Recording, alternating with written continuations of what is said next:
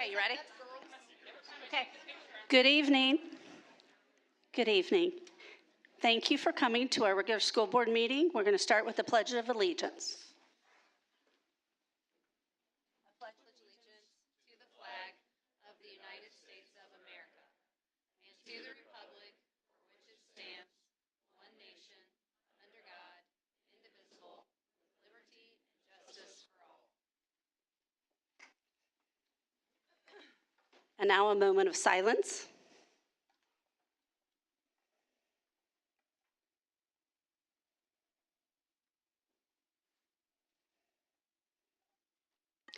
Thank you.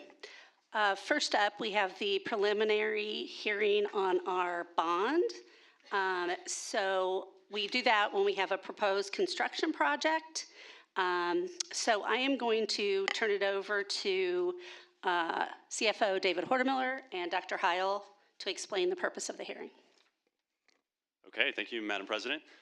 Really appreciate the opportunity tonight to go through our next bond proposal, which would be issued in fall of this year. And so we have a presentation tonight that will go through the various projects that would be funded in the bond, as well as the finances, of course, to help us all understand, the mechanisms behind debt financing and school bonds. And so to actually kick off this presentation, we're going to bring a familiar face up to the podium to actually talk about the majority of the funding that would go toward our high school air handler replacement project. So Andy Steiner with KBSO is here tonight to walk us through a little bit of an update on phase 1, which was approved in last year's bond, and then talk about phase 2 and phase 3, which will be included in this year's bond. Hi, everybody. Can you all hear me? All right. So Andy Steiner, KBSO Consulting. Early last year, in 2024, we were hired to do what we call the discovery package. So we assessed the condition of the air handlers at Noblesville High School. We excluded air handlers that were being replaced as part of other projects or had recently been replaced, but we investigated all the core air handlers throughout the building. Can you enlarge that slide number 2 for me, David? Thank you.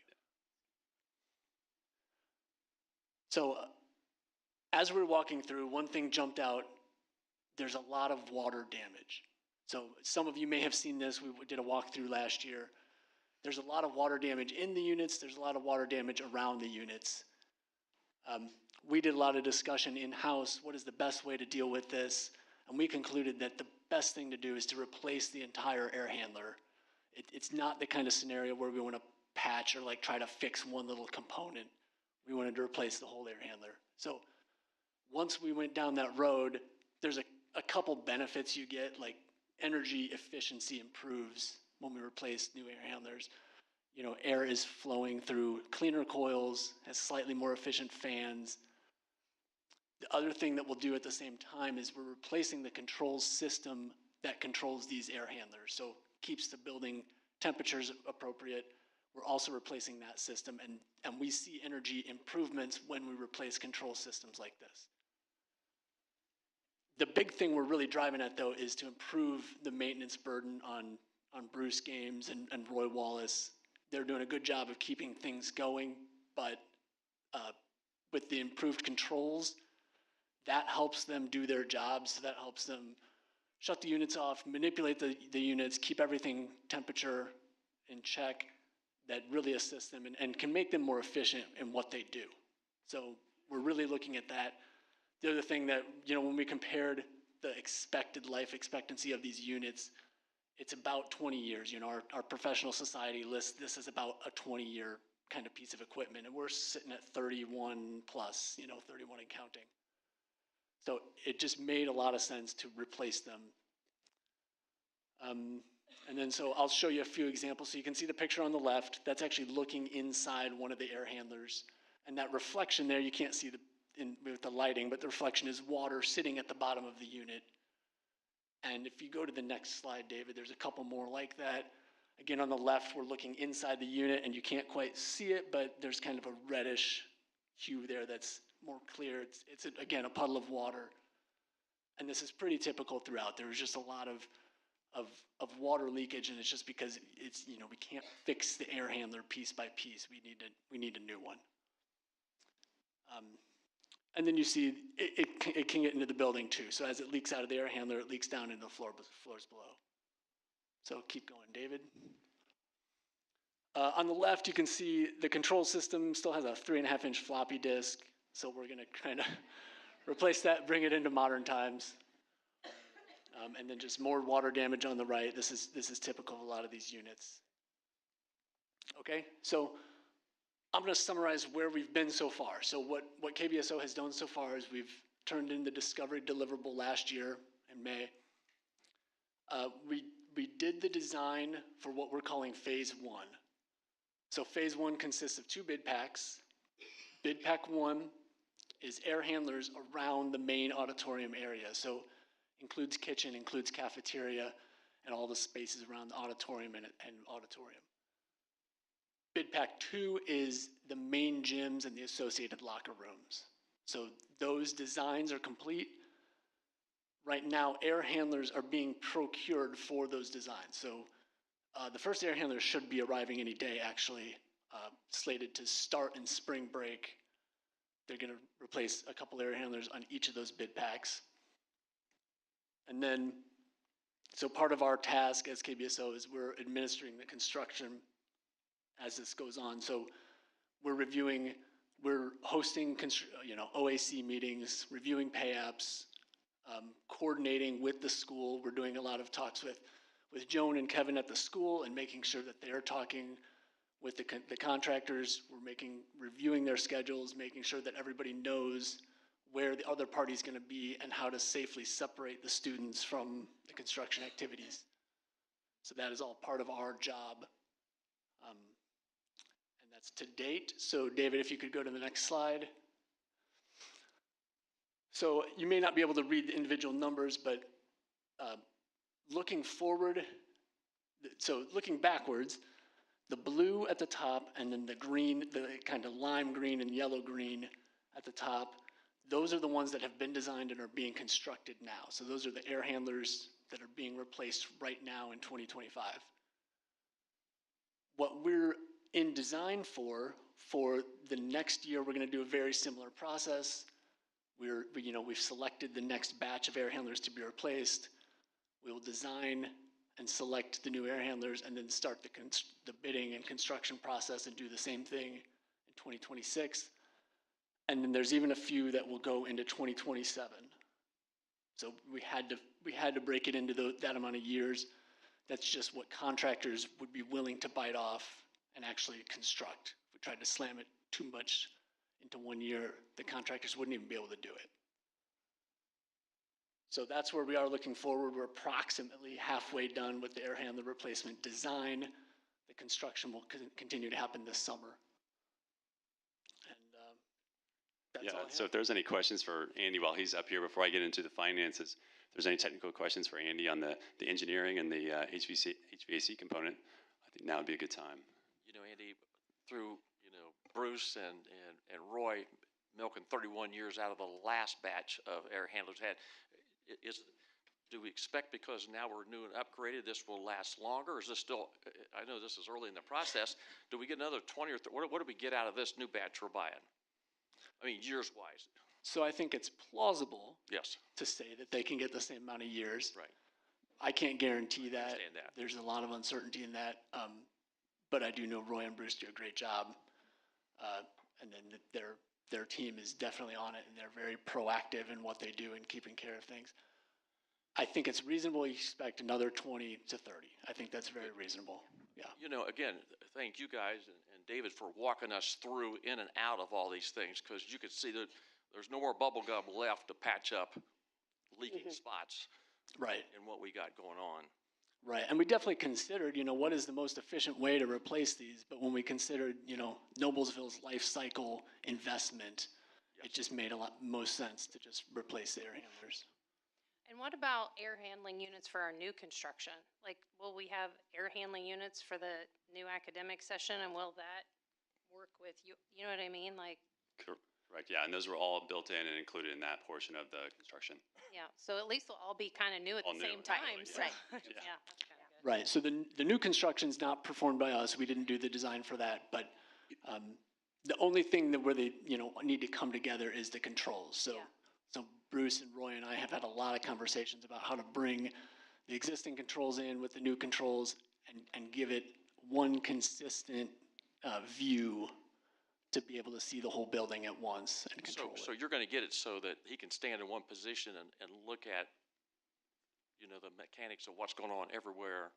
It'll be a central location for our new construction, as. Yeah, so he can partially do that now, but it's outdated in the sense that a lot of the links are broken, a lot of the functionality doesn't work just because of incompatibilities over the years. So in theory, he could have been able to do that, but it's just not functioning right now because of age. We'll give him a system that actually functions where he can bring everything in, yes. Yeah, that's good. The next phase is September, is that correct? So the next design phase will happen, as soon as possible. And then the bidding, I don't actually remember the calendar off the top of my head. We bid sometime early fall. So do you remember, David? It'd be sometime in the fall then for the board to approve the bid package. Probably similar timeline as last year, so December, January. I was wondering about the process of removing the old and putting the new in as far as downtime for the school. Yeah, so what's happening this year is they're not doing any downtime where students are in the building. So spring break and summer. Well, okay, I'm sorry, let me be more precise. They are keeping all the essential units functioning while the students are in the building. For example, the gyms are fully redundant units. So they can take one gym unit down while school is in session, but they'll still have one fully operational gym unit. Similar concept with the other air handlers. Anything that needs to be is taken down and restored during the summer break. Very good, thank you. Thank you. Okay. Thank you, Andy. Okay, moving on to the next slide. I'm starting off with a summary of really what Andy showed on that more detailed slide to talk about the actual amount that's going to be included in this year's bond. So bid package 3 and 4, that would be constructed in 2026. You see the estimated design and construction costs there on the right, as well as the estimated cost for bid package 5 and 6, as well as design for construction in 2027. So that total for the remainder of this project is about $9.7 million that we would include in this year's bond. Next slide. So this is a list of everything that's going to be included in this year's bond, and spoiler alert, there's actually nothing very super glamorous in this year's bond. I'd have to say that this is a sign of a true capital maintenance or a multi-purpose bond, so no new buildings or additions like we've had in prior year bonds. Again, it's just really a sign that we are a very large property management firm or company organization that has a lot of properties, a lot of buildings. We have a lot of technology. We also operate a very large transportation fleet. So with that being said, I'll just go ahead and go through some of these. So of course, I'm carrying over the $9.7 million from that prior screen. One of the things, though, I do want to talk about right away here is the fact that last year we issued the dollars for the phase 1 of this project, and then this year we'll actually issue the dollars for phase 2 and 3.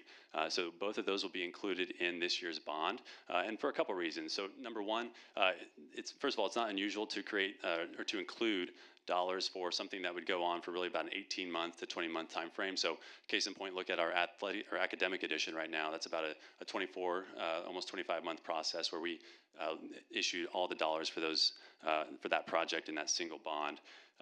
Second, it also helps us to kickstart that design that Andy talked about. So we would have those funds available next year around, or it'd be a year after we issue to have those funds ready for design so we can get KBSO to work on that design. And then finally, due to a lot of the long-term planning that we've had, right now we do not plan on issuing a bond next year. So a lot of the projects or all the projects that I'm mentioning here would really, like I said, have that 18 to 20-month time window to complete. So next year we would not plan on issuing a bond, due in large part, again, to the long-term planning that we have on our capital facilities. And because of that, we would ultimately save the district about $325,000 in cost of issuance. So I'll show that a little bit later here on the next slide as it relates to the details of the bond. But first, let's finish off this slide to talk about the fact that we'll also be replacing some sections of roof at both Hinkle Creek and North Elementary or East Middle School for $600,000. Both of these sections come off of a roof assessment that was done about 4 or 5 years ago. So the operations team, of course, is always monitoring that and making sure that we include those replacements to always keep up on the quality of our roofs. About $911,000 for flooring, so carpet, hard surfaces at Promise Road, Stony Creek, White River, Hinkle Creek, West Middle School, and NHS. Painting, always have some painting around the district. Hazeldale, Noble Crossing, Stony Creek, and NHS are $286,000. Paving, again, another thing that we always have around the district, about $1.4 million. So this includes 3 lots at the high school, one of which, of course, is on tonight's approval for a lot on the east, but there's 3 more lots at the high school that would also be done over the next 18 to 20 month time frame here at NHS. We also have a playground. So, of course, all elementaries have a playground. The one at Noble Crossing is due for replacement, which, of course, we know the kids will be excited about it. But I can also tell you that so will the maintenance team, because this is one that's outdated. So when parts break, it is almost near impossible to get parts for that. So we're absolutely excited to get this one replaced and have parts that aren't discontinued anymore, so we can keep that at a good condition. Also, intercom systems at all of our schools. So a couple schools actually have intercoms, Noble Crossing, one of them, West Middle School, I believe, as well, original to the school itself. A lot of the other ones are over 15 years old, and I'm told by technology that a lot of them are also run on a floppy disk. And when that floppy disk goes bad, it turns scratchy, and the only way to get a new one is actually a refurbished one. So one that's used, refurbished, because these intercom systems are also outdated. So and we actually had the quote on that for $564,000 for intercoms for all the school buildings. $375,000 for other miscellaneous items such as concrete. So we always have some concrete, whether it's sidewalk, curb, gym floors, rescreening some gym floors, landscape, et cetera. So again, some smaller miscellaneous items that we have included in this bond over the next 18 to 20 months. iPads and staff devices. Last year, we talked about putting into our bonds the iPads and staff devices, the 4-year replacement plan that we talked about. So in last year's bond, of course, we had the NHS, and then for this year, so since we're including 2 years worth, it'd be grades 6 and 8 for 2026, which is about 3,090 devices, and then grades 4 and 5 in 2027 for about 1,935 devices. And then finally, buses for $1.4 million. So this is including buses to relieve our operations fund, about $700,000 for the next 2 years, due again to the pressures that are occurring in our operations fund, especially with the price of buses itself, just how much those are increasing. So this will help to relieve our operations fund based on the pressures on that fund. How many buses does that get us? So the bus replacement plan is, of course, is in the budget every year, and about 7 to 8 buses is replaced at about $1.2 million, and that is a mix between our 78 passenger, our activity buses, and then one other one that I can't remember off the top of my head. And so the 78 passenger ranges, there's 2 different models. One's that is just looking at the replacement plan, about $222,000, and another one at about $180,000. The one that was at $180,000 increased from $165,000 the year before. So just an indication of the price increases that we're seeing in buses and why it's helpful to be able to relieve our operations fund and pay for those out of the bond. Next slide. Okay, so when looking at the legal parameters of this proposed general obligation bond, the total amount, total par amount of the bonds would be $19,725,000. Earlier, I talked about the savings of cost of issuance by being able to plan ahead and include all these projects in this year's bond to not have a bond next year. You see that's the $325,000 right there that with every bond we're going to have that because it does cost money to have an underwriter. It costs money to have legal counsel and so on and so forth. So the fact that we're able to include that, all these items in this year's bond, not have a bond next year, we're able to save the district the $325,000, getting us the estimated proceeds of about $19.4 million, which is the sum total of those items that were on that previous slide. The other things that we're required to review here are the estimated interest rates. So we, of course, just these are parameters, so we put an estimate on here between 2% and 6%. I fully anticipate it'll be close to 3%. In fact, I'll show you historical rates here in just a second, but ultimately around 3%, hopefully a little bit less than 3% for our final rate.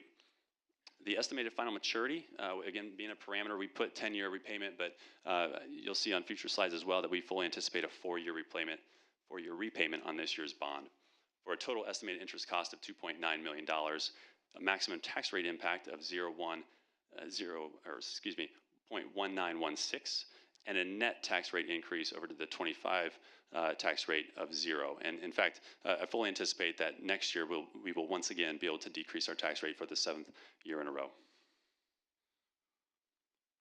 All right, so I mentioned I talked a little bit about interest rates, and so I love this graph that Steve will put together to show you really what I would say is the benefit of us being able to have in our toolbox the ability to go to the municipal bond market and issue debt at such low rates. And so you can see the historical rates of our bonds and where the rates were at when we issued these bonds over the last 5+ years. Current market rate shown there on the far right of 2.87. So again, I fully anticipate that we never have a crystal ball, but we can sure hope that it would be around the 2.8, less than 3% by the time we would issue these bonds come September. So in addition to rates, I think it's also very important to also take a look at our outstanding debt, because debt, like I mentioned earlier, is certainly a tool that we have in our toolbox to maintain these capital facilities. We certainly couldn't do it with our operation dollars alone.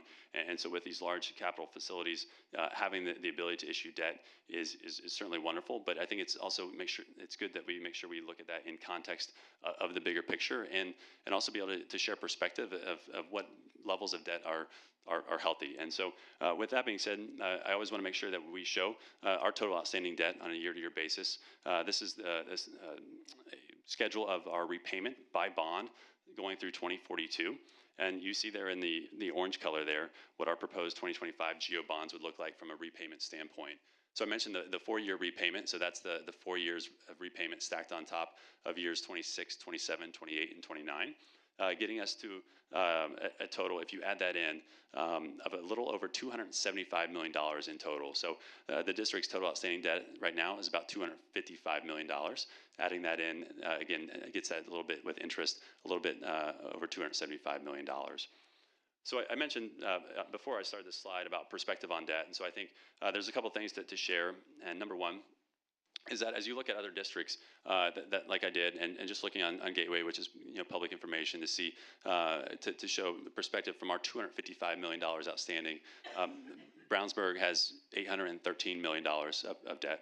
Avon shows $537 million of debt, and Westfield Schools has $686 million of debt. So again, I only share that for perspective in terms of where we are, but also just to remind folks too that when it comes to debt, it's also a question of, well, who's buying your debt, and what is their willingness to purchase your debt. And that's where, as I think everyone knows, that we're very fortunate and blessed to have a very high credit rating, and that is to suggest that when we do take our bonds to the market, we actually for the last few years have had over orders on our bonds, which again drives down that rate. Why do we have an abundance of orders? Well, because we're we have a healthy credit, a high credit worthiness. And so again, that is in large part to just our total amount of debt, as well as just our fiscal management practices in general.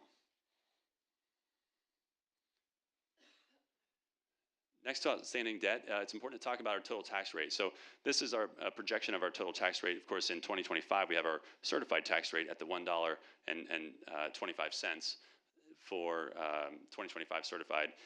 And what we show here, again, is just a projection long-term of our debt rate. And this really correlates very closely to the prior graph that you saw with our total debt outstanding, how the tax rate tracks with our total outstanding debt. And on the next slide, you'll see that when we go ahead and issue this bond in 2025, we show the orange section there being added to the existing rate to maintain the flat rate for 2026. And then in 27, 28, 29, of course, that rate is projected to decrease as we pay that off, but also as we see growth in our tax base. So again, a 4-year payoff, leaving plenty of capacity in the future, but then also decreasing our tax rate next year as well. One of the things before I get into this slide, it's important to, I think, talk about the overlapping taxing units and tax rates, because I think one question that one could easily ask about issuing this debt is, well, David, what if we would actually defer these capital investments and let us not issue the debt? Could we actually have a significant rate decrease? And the answer is, well, certainly we could decrease our rate and have a significant decrease, but then it's important to know in the world of property tax caps what that actually means for the property tax payer. Does that actually mean that if we were to defer all this investment and decrease the rates, would that actually bring property tax relief. And so because that's a good policy question to ask, I want to make sure that we address that in these next few slides, talking about the tax rate management strategy that we employ, as well as all the other overlapping taxing units. And so that's why I show on this slide the historical tax rates from 2020 moving forward for, again, the overlapping taxing units, which are the city, the county, the library, and the township. And so you see on the top in the yellow, that's our tax rate decreasing, like I mentioned, for multiple years in a row. And it's a very slight decrease, but that's, again, our commitment to the taxpayers to show year over year we can do more with less. And so that's why we show a very slight decrease year over year. You see in the red, the city. So the city of Noblesville, they've maintained a flat $1.10 rate for the last 6 years, which is wonderful. Along with our other partners here in Hamilton County that overlap us in the library, the county, and the township. You see a slight increase in the township. I did actually look that up. So their fire and EMS rate had just a slight increase going from 24 to 25. But otherwise, when you look at that graph, those rates are all relatively flat, right?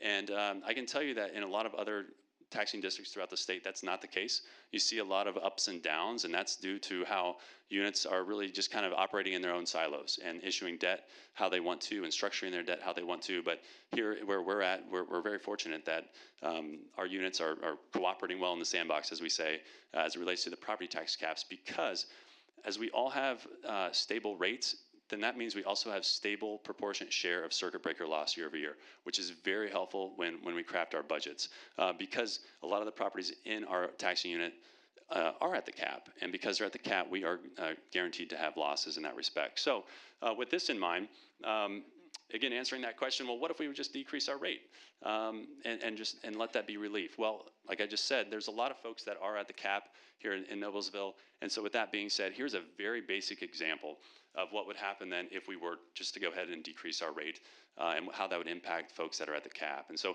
looking at a homestead assessed at $100,000, and as of course we know in Indiana, they're capped at paying 1%. So at $100,000 assessed value, their property tax liability would be $1,000 cap. And so if we look here in the red and we see that the city, the county, and the school have a tax rate all of 40 cents, that means that the total rate is $1.20. If you calculate that out, then each of those units would receive $400 from this taxpayer. Because that's $200 over the cap of $1,000, the county auditor has to divvy out that $200 loss because they can only collect $1,000 from the property. So how do they do that? Well, as I mentioned earlier, they look at that percent, your percent of the overall rate, and that is your percent of loss. So it's very easy here. We're all a third of the rate, so we all share a third of the $200. So that's the loss allocation, the $67. The 67 from the 400 nets everyone a levy of $333. So you see there on the bottom right of that red chart, that's the taxpayer paying only $1,000 because they're capped. Now, if we move over to the blue, and this is where the school, if we were to reduce our rate, what would happen then if we play out this scenario and show that now the taxpayer only has a $1.10 set rate? So their total levy would be calculated at $1,100, meaning that they would have a loss of $100. How do we look at this loss allocation? Well, you see the loss allocation there. That's how it's calculated out per unit. And then once again on the bottom right, you see how the taxpayer pays the $1,000. The difference here between the right column and the blue and the red is that now the city and the county have actually netted additional revenue. So again, board, I know you're kind of familiar with this concept, but Brett, being new to this presentation this year, I want to make sure that we really share this once again to say this is why it's really prudent that all of our overlapping taxing units do the best that we can to keep our rates level. And how do we do that? By being strategic in our debt year over year, and then making sure that our circuit breaker losses can maintain consistency year over year as well.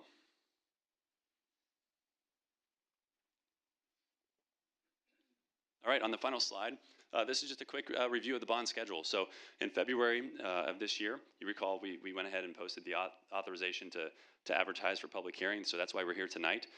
This is the first preliminary determination hearing of 2. Tonight there is no action. This is just the board hearing all the information behind the bond, the financials, the projects, et cetera. And then on April 15th, the regular school board meeting, we'll actually have another hearing just like this. So you'll get the pleasure of hearing this presentation twice. And then we will, from there, actually have some action items. And so those are listed there: to adopt the project resolution, the preliminary determination resolution, the project resolution, as well as the bond resolution. So those resolutions would be approved then in April. And then moving into June, we would then have the action to adopt the additional appropriation resolution and the final bond resolution, with an expected sale of the bond, assuming everything would get approved in September of 2025. And so with that, Board, I'd be happy to answer any questions. I just have a few questions. And Chrissy was maybe going to ask this. The paving from our last bond, we had like $1.2 million. And actually, Misty, I think, asked about it. We had about like $1.2 million left over, and that is going to be used for some paving, right? Projects that we're going to be. Yeah, that's correct. So the paving that would be approved tonight would be part of what was in the bond last year. For you know that we're spending this year, and that is going to be, like we said, it's going to be Stony Creek and Hazeldale, as well as one of the parking lots at the high school for an action item tonight. Okay, so some of that we got more for, we're actually going to be using that for paving in the future, so that's good. Yes, correct. And then, so we knew about the air handling units. When were we initially having that conversation, and what was it was like $15 million that we had the initial conversation about, right? Because when I saw this new bond, I was like, $20 million more, but I'd forgotten that this was all in different bonds and different bid packages, so this was discussed last year? Yeah, in fact, so we would have had our same hearings around this exact time last year, so I believe we probably took you guys on the tour around maybe February of last year. Yeah. And the discussion was that the total cost was going to be $15,000. We've already gotten $15 million, sorry. We've already gotten $5 million, and now this is for the additional 10 for the rest of the area. Yeah, the remainder, yeah. Okay. And then I also know that we've talked about potentially having a work session about, like you guys talking about our 10-year long-term maintenance plan, like you're going to show the board what the plan is for 10 years for bonds in the future and projects that you guys are anticipating, so we'll kind of have an idea of what's coming up. Yeah, absolutely. Yeah, we'd be happy to go through our long-term plan that operations puts together to go through all the details from the paint, the carpet, to the paving, et cetera. That's scheduled for May 13th. And that's going to be a work session that's open? Yep, open to the public. Yep. Anybody can come. Okay, great. We're going to talk about technology that day also. Yeah. So, and then, so the 3% bond rate, so why, like I hear about interest rates being 7% and being so high. So bond rates in general are just lower, or that's a really good interest rate. Why do we get such a low interest rate?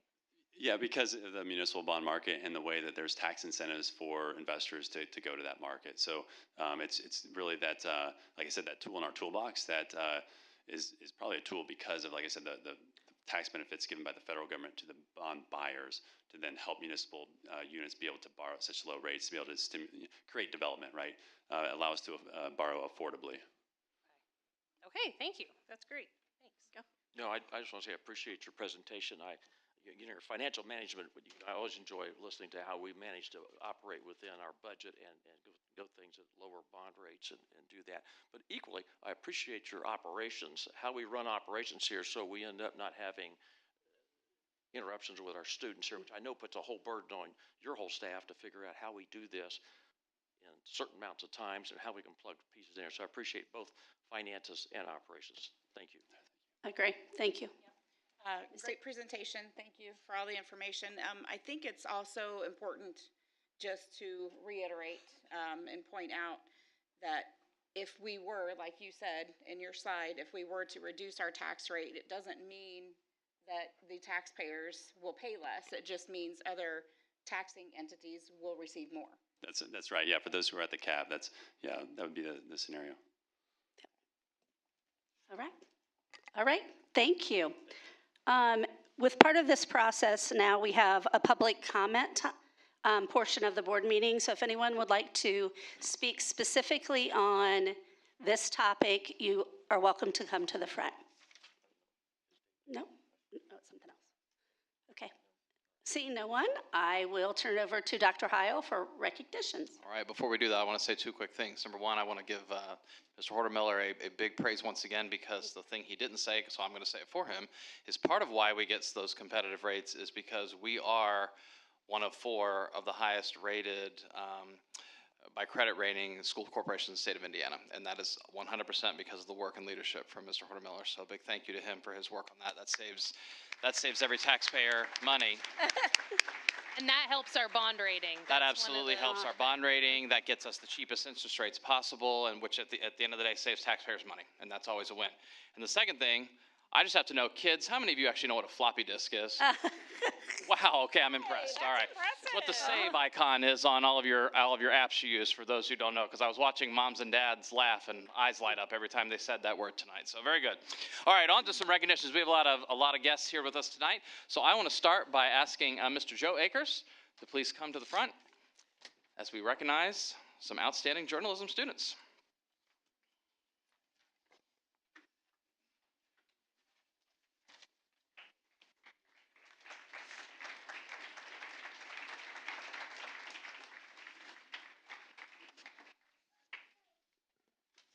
Hi, everyone. I'm Joe Akers, as he said. I'm one of the journalism advisors at the high school, and we're here tonight to recognize and congratulate several of our award-winning student journalists. Our NHS student journalists had a terrific showing at this year's Indiana High School Press Association's Harvey Awards. Our Millstream newspaper and our NHS News broadcast individuals, when I call your name up, can you just head up to the front, please? I'm not sure how many people are here. So our individual winners, we had a third place win in the broadcast and multimedia category. That's Max Arnold, Aiden Cadell, and Aiden Colbart. So head on up. We had a second place award in the broadcast multimedia category to Addie McMillan and Andy Zelaya. And we had another second place award in the feature writing category to Morgan Trowbridge. We had a second place award for editorial writing, went to Brinsley Johnson. And we had a first place award in the spot news photo that went to Lily Farazi. And we had a first place award in the broadcast multimedia category that went to Jude Neville and Jacob Tracy.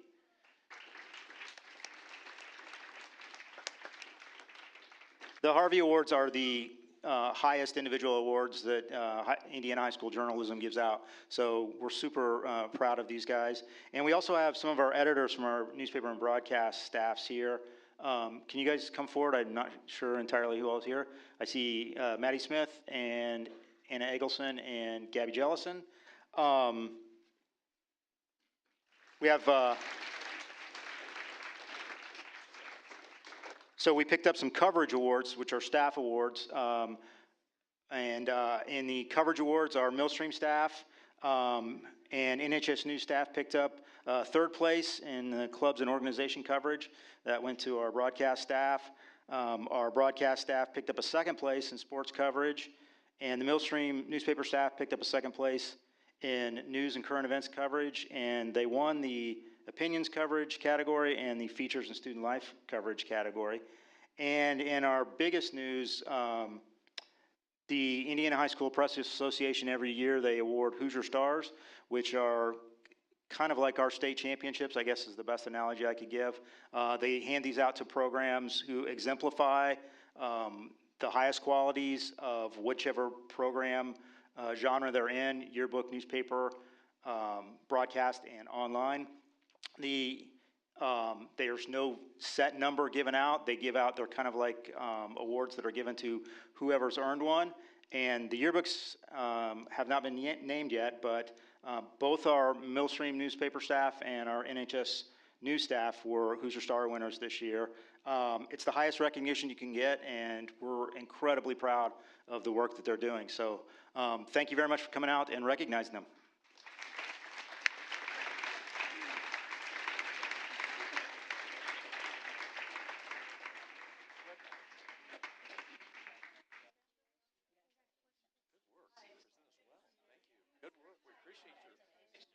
Appreciate your work. Thank you. Good work, man. Good work. We appreciate your work. Make it look good. All right.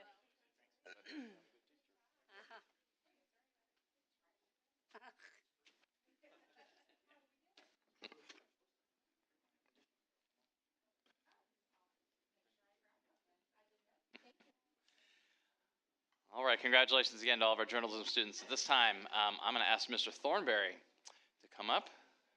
because we have quite a variety of music awards to talk about, music recognitions to talk about tonight.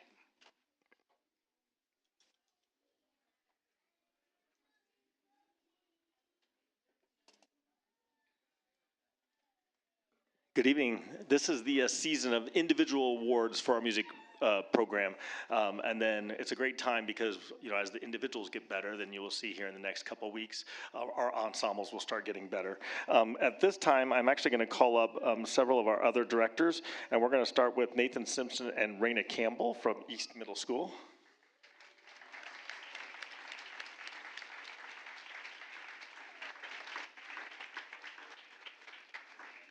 We might as well bring up Stacy White and Leslie Wales from West Middle School as well.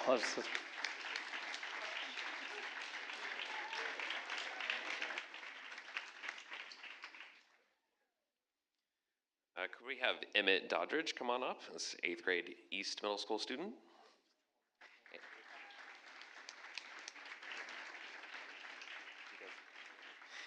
Emmett is an 8th grade tuba player at East Middle School who received a gold rating at the Isthmus State School Solo and Ensemble Competition. He also received with distinction. Emmett is involved in our jazz band, concert band, pep band, and middle school drumline. So congratulations to Emmett.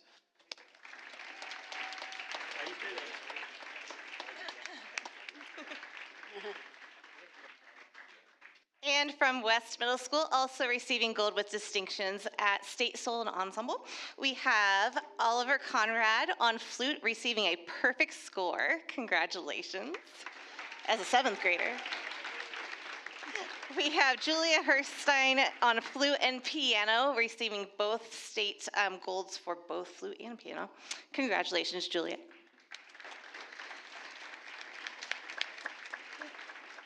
We also have Aiden Shamo on alto sax receiving a state recognition. And we have Annie Draven on flute as well. Congratulations, all West students.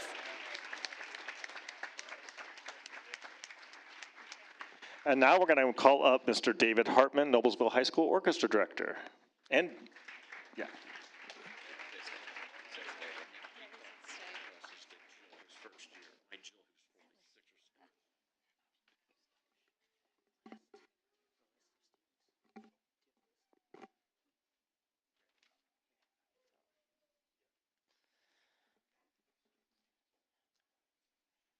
Move on down to the right. Okay, at the high school level, we had Kylie Lysick on a violin solo with gold.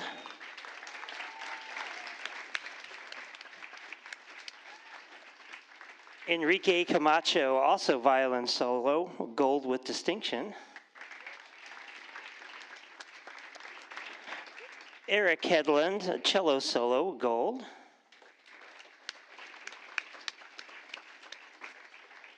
Haley Gibbons, violin solo, gold with distinction.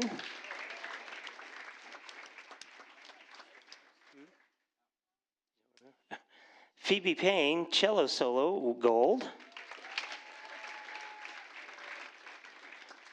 The Phoebe Payne Cello Quartet, which you saw in the lobby, gold with distinction.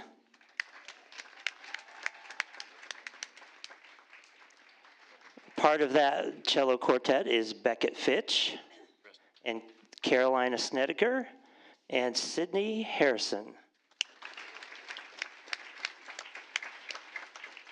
Also, Sydney Harrison got a cello solo gold. We also have Isabel Dawes on viola solo, gold with distinction.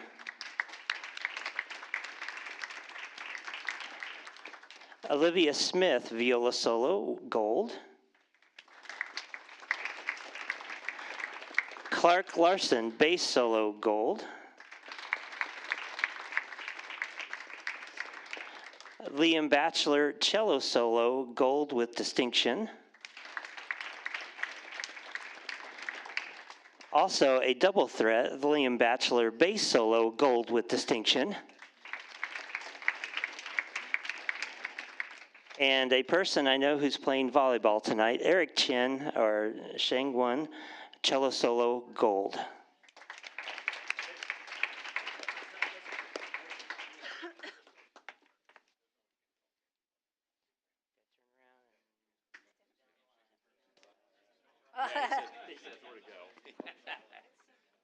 So confusing, right?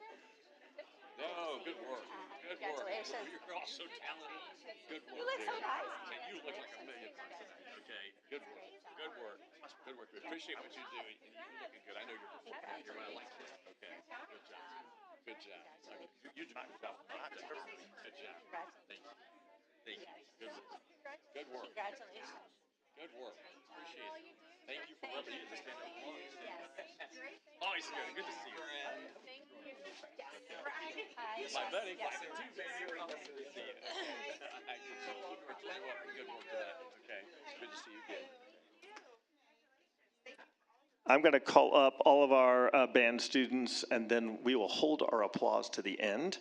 That way, there's a bunch of them. I do want to distinguish, you heard some perfect scores, gold with distinction. So our state, first of all of these students had to qualify for state solo ensemble by attending a district contest and receiving a gold rating at district. So, which is not easy to do. So we have a lot of students that attempt to make state finals at district that do not move on, and so we're so proud to have so many that do that. And then when they go to state, if they score, basically they can miss 3 things from the judge's rubric. It's a 9-point rubric, and if they miss 4 things, they do not get gold with distinction. But if they can do 3, like call them little mistakes, they say minor flaws, they can get gold with distinction. So we're going to recognize first our ensembles, gold rating flute quartet of Belle Garwood, Madison Cable, Maya Alberson, Hayden Scott. A brass quintet of Natalie Scholl, Nolan Scholl, Patrick Cooper, and Braden Greenlee, and Skylar Butler. A low brass trio of Maddox Hill, Jack Height, and Cayenne Somme. The sax trio of Vincent Tyson, Ethan Baker, and Caden Rankin. And the bassoon trio of Kylie Fagan, Vince Manatter, and Isabel Renner that you heard out front. And then we have soloists, Patrick Cooper on euphonium, Isabel Renner on bassoon, Keaton Orff on horn, Gretchen Malik on flute. Many of these students are at winter percussion practice right now. Ryan Altizer on clarinet, Alex Perry on tuba, Quinn Melton on tenor sax, Belle Garwood on flute, Isabel Renner on clarinet, Iker Salazar on horn, Elio Mangano on bass clarinet, Samuel Diaz Munoz on tenor saxophone, Hunter Doak on trombone, Eve Lindhorst on flute, Skylar Butler on tuba, Ellie Gelfo on flute, Lauren Thompson on clarinet, Nathan Fundenberger on flute and piccolo, Tyler D. on horn, Shawnee Conaway on clarinet, and Tyler Rivera on tenor saxophone. And I believe that is it. With several of these students, we had 3 of these students that qualified for the All-State Band, so we will get that recognition for them as well. And we had 4 students that were representing Noblesville at the Music for All Honor Jazz Band. It's a national jazz band, so students from all over the nation, they were playing with students from California and Montana this weekend. It was a big weekend in Indianapolis for music with the Music for All and our orchestra playing at the Palladium. So congratulations to that, and let's have a round of applause for our State Solo Ensemble Golds.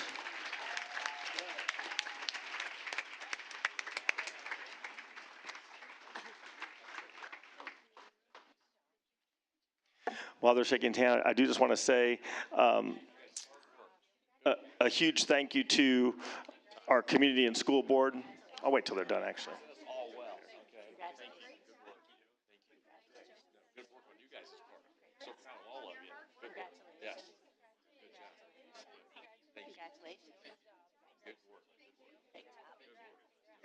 You guys are representing us so well. Okay. Good job.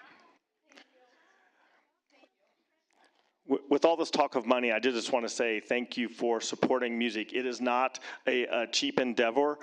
We were talking about the bassoon trio out there. That's about $18,000 worth of bassoons. They're about $6,000 a piece. I know that one of the bonds several years ago we were able to use to purchase more instruments and still keep under the tax rate. And so we wouldn't be able to have this quality of a music program if it wasn't for the funding that you guys provide through these bonds. So to you guys in our community, we thank you for that. that.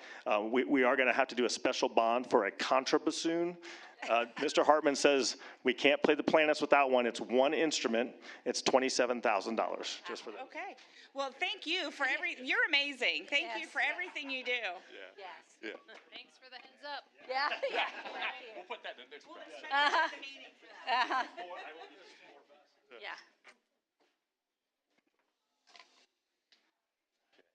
Keep moving. All right. Congratulations again to all of our students. I know they're all out by now and out in the lobby, but thanks again for being here.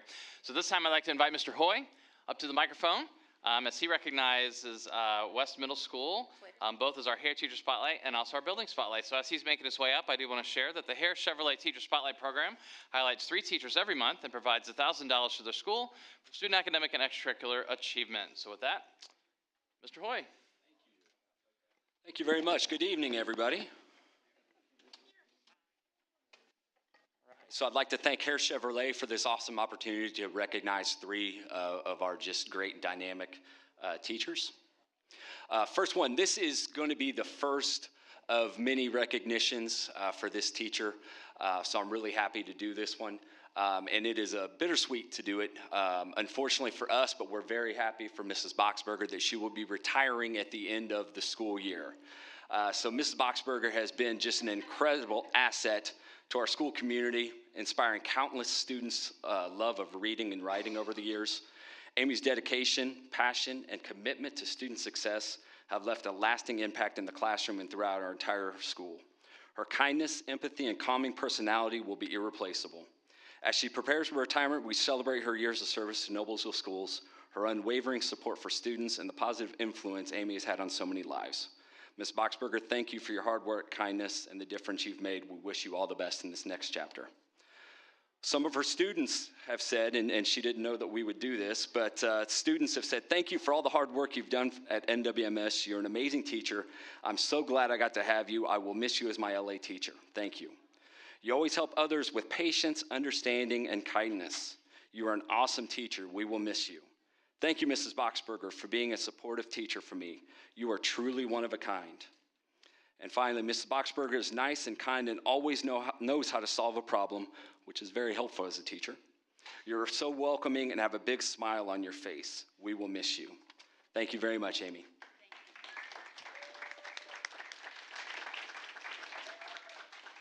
Next up is JJ Cooper. JJ is one of our BIT teachers.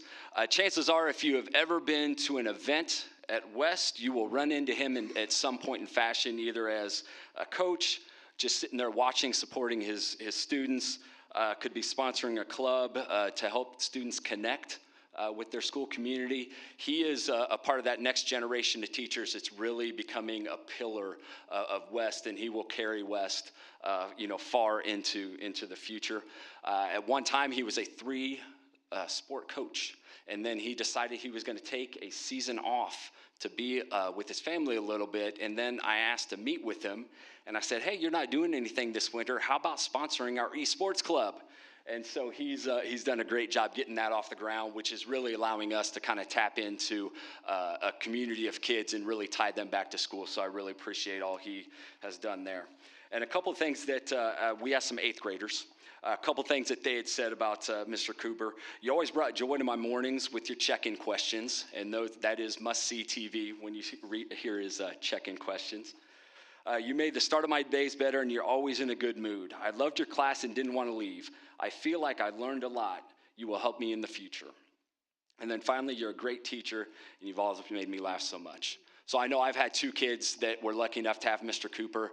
Some of you, your kids have been lucky enough, grandkids. And, he's one of those teachers that had a lasting impact on my kids.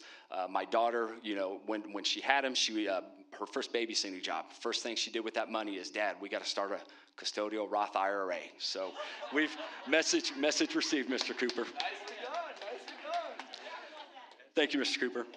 And last up will be Mrs. Natalie Parrish. Natalie is a really foundational piece of our math department, our 7th grade and our 7th grade math PLC. She creates a classroom environment where all students feel supported, challenged, and inspired to succeed. A lot of what we're going to talk about, a little bit about our math instruction and even a video a little bit, comes from Mrs. Parrish's classroom. She was doing math this way long before, we implemented these new instructional practices. So she's just a leading force within our building, within our department. When Natalie speaks, people listen because they know it's coming from a place of true concern for kids. Her ability to break down complex mathematical concepts, foster critical thinking, and engage students through real-world applications is just second to none. And she has the results to back it up, and her kids just absolutely love her. A few kids said, "Mrs. Parrish, you're always kind to everyone, and when school stress is on, you find fun ways to make math fun and exciting for everyone. There's no day that goes by that you're not positive and kind to all your students. It is a blessing to have you. It is an amazing guide that will help us grow and become older and wiser." She's funny, and I love the jokes she makes in math sometimes. She always puts a smile on my face, and I love when she says good morning and goodbye to everyone in the class.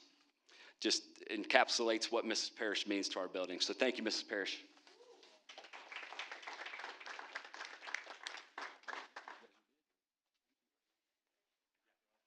All right.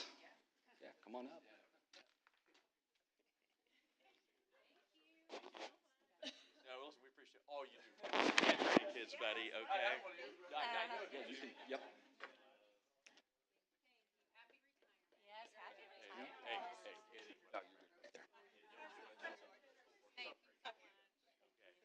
Thank you.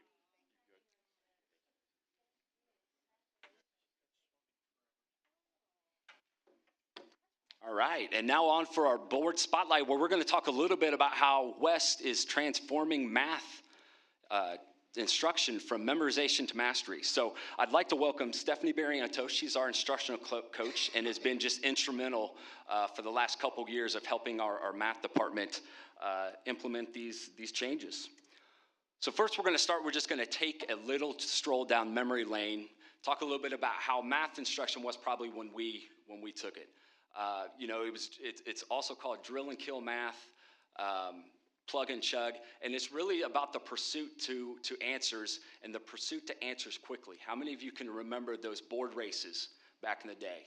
Now, to a fault, I don't get stressed out about too much, but I'd be lying to you if I said when the teacher did that, there wasn't a little sweat forming on my brow. So kind of visualize your own classrooms, those desks in straight rows, and every day look very similar. You'd come in, you'd get out your homework, you'd grade the homework, and if you're lucky, the red pens would come out and you got to grade your own. But then you'd go on to the lesson of the day where the teacher would show you how to do it. You'd work a few problems together, and then you'd be assigned homework. That's really changed for us in the last 2 years. Struggle in math was a bad word, and life is all about struggle. But in math, we kind of had two poles. You're either good at math and you're bad at math. There's really no in between. And a lot of times, some of those feelings would be generational.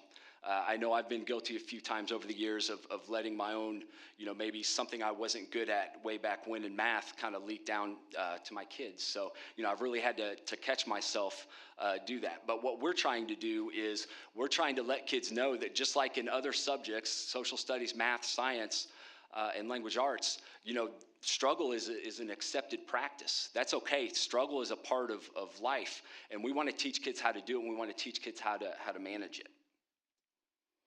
So the big thing I want to get across is, I've heard a lot of talk over the last couple of years that we're teaching new math. And the fact is, math is still math. We're not teaching new math. We have new instructional practices for how we engage kids in math. We want kids to think about math. It's no longer an isolated sport where only the teacher has the correct answer. And we want to move kids away from kind of that surface level knowledge of being able to go a mile wide but only an inch deep. We want them to go an inch wide and a mile deep and be able to apply math in their everyday lives. The best way I can think to equate this would be to an old homework assignment that we did or worksheet where you'd get through it and then down at the bottom you'd have word problems, if you can remember those. Those were always the frustrating ones because that was your tie to real life, or that was where the teacher was asking you to apply something that you would learn to a new and authentic situation. But that was always kind of done at the end if you had time to do it. What we're trying to do is we're trying to flip the script, and we're actually trying to paint a picture, and we're trying to teach through that word problem and still get down to procedures and all those things that we learn. We're just doing it differently. So math is so much more than just the pursuit of answers. You know, we've been talking with kids forever about, you know, thinking like scientists, thinking and talking like a historian. We want kids to think and talk like mathematicians as well. And the big thing that we would like to do is to create a generation. If you saw on the last slide the picture of the mug where it says, you know, another day where I haven't, you know, applied that algebra. Algebra is in our everyday lives. Unfortunately, the way we've been instructing math in the past was it was just this isolated event where you solve problems. But, you know, we're really trying to bring kids out of their shell and let them know that algebra and math is everywhere. So one of the big ways that we do that is through this concept of conceptual understanding. Conceptual understanding is, in math, is just basically getting to the why, mathematical procedures, not just the how and the what to get to an answer. So instead of memorizing rules, we teach kids to develop a deep, flexible understanding of how numbers and operations work. So you can see on the right side of the column there of conceptual understanding, we're explaining the reasoning behind the mathematical process. Not just how to, you know, not just that 2 + 2 = 4, but why 2 + 2 = 4. We focus on different ways to approach and solve problems, which can be really tough for us as adults because we were all taught math the way that Mrs. or Mr. fill in the blank with the grade taught us how to do it. We're trying to meet kids where they are, and we're trying to help them express their own mathematical thinking. And then we want to really work with kids on applying knowledge to new and unfamiliar situations. That's where we see a lot of kids, and myself included, when we're just, you know, going through procedural understanding is, you know, anytime we ask them to do something that gets them off those tracks, that's when people kind of fall apart. I myself have had more learning in the last year to year and a half just about math and how we instruct math that's really kind of opened my eyes to, you know, give me a new understanding of kids and the way kids think. And here's some examples. Again, math is math. It hasn't changed. These are some of our 7th grade standards that Mrs. Parrish teaches every single day. So you can see on the procedural side, if you look at solving equations, memorizing the steps to undo an equation. That's the way we were taught how to do algebra and how to do math, but it's so much more. And conceptual understanding is, you know, we take that problem and we try to find a number that makes the equation true. And we use balance models. We are able to tap into so many different intelligences of kids that use, you know, models and manipulators, and they can actually show. A lot of times if you go into our classrooms, you're not going to hear teachers say, what did you get for number 2? Mrs. Parrish does an excellent job of this. It's, what were you thinking? Show me your thinking. Which goes far beyond, you know, what we've ever asked kids before. And I think the best example would be on the 3rd bullet point of ratios and percents. What better way to teach kids about ratios and percents than applying it to their real lives, of teaching it through sales tax, discounts, interest rates, things like that. So we're taking that big picture and we're able to paint a picture to kids that drives them to just a deeper level of understanding that shows them that math is everywhere and it's what they do every single day. So what we're trying to do is we're trying to make them confident, adaptable problem solvers, and that they can do math outside of a test setting. Again, everywhere that they go. And then the big thing is why struggle matters. You know, if you think back to that first slide, struggle was always seen as a bad word in math, but it isn't anywhere else. And so that quote from Michael Jordan is something that I'm sure was in my classroom way back when. But, you know, success comes from struggle. It comes from failure. And so we're introducing this idea of productive struggle to kids. We've been talking for years about mindset and about having a growth mindset, but we never did in math. It was always that fixed mindset of good or bad. There was no in between, and we're trying to meet kids where they are. And so what this does, this just fosters a deeper level of learning, understanding, and retention for our kids. And then our shifting assessments. Traditional assessments just focus on answers. It focused on speed, what you could do when that teacher put that piece of paper in front of you. So before, it would be just solve a simple equation. But now, we're asking kids to explain 2 different ways to solve 2x + 3 = 11 and why it works. Because not every kid's going to solve that equation in the same way. And again, we're trying to meet kids where they are, and we're trying to assess not just right answers, but their reasoning, their processes, and their multiple approaches. All right, Mrs. Barrientos is going to talk a little bit about another area where we've tried to broaden our kids' horizons, and that's being able to talk about math. Hi there. As Mr. Hoy shared, we've been deeply committed to enhancing math instruction and student learning at West. And a key component of this effort is fostering student discourse, where students actively construct their understanding through discussion. There's extensive research that supports the benefit of student discourse in math classrooms. Studies have shown that it increases student engagement, improves conceptual understanding, and enhances problem-solving skills. By encouraging students to explain their reasoning, we are helping them to develop the ability to justify their answers and think critically about mathematical concepts, while also supporting language acquisition and comprehension. Our teachers have been actively implementing various strategies to promote student discourse. These include things like think, pair, share, where students get to think individually, pair with a partner for discussion, and then share out ideas whole class. Number talks, where we provide a structured opportunity for students to share their mental math strategies and learn from one another. And then vertical spaces and collaborative groups, which allow students to explore different problem-solving approaches and engage in peer feedback. Our teachers are also working really hard to develop their ability to facilitate mathematical conversations. This means asking open-ended questions, encouraging students to explain their thinking, and creating a safe and supportive environment for discussion. We are seeing a lot of positive results from these efforts and are confident that our students are developing a deeper and more meaningful understanding of mathematics. This is evidenced in increased student participation and in confidence in verbalizing mathematical reasoning, and many teachers are reporting a positive shift in student engagement and collaboration. As we move forward, we're going to continue to refine questioning strategies, analyze discourse-rich lessons, and provide coaching support to deepen instructional practice and ensure that all students have opportunities to engage in rigorous math discussions and develop a positive math identity. Seeing this in action is just awesome, you know, and I credit to all of our teachers, credit to Ryan, Jen Walton, and our Department of Learning, because our math teachers weren't taught this way. They weren't taught to teach this way. And the way they've been able to jump on board quickly and make these dramatic impacts with our kids has just been amazing. So I won't read through all this, but you know, our teachers aren't just, you know, talking the talk, they're walking the walk.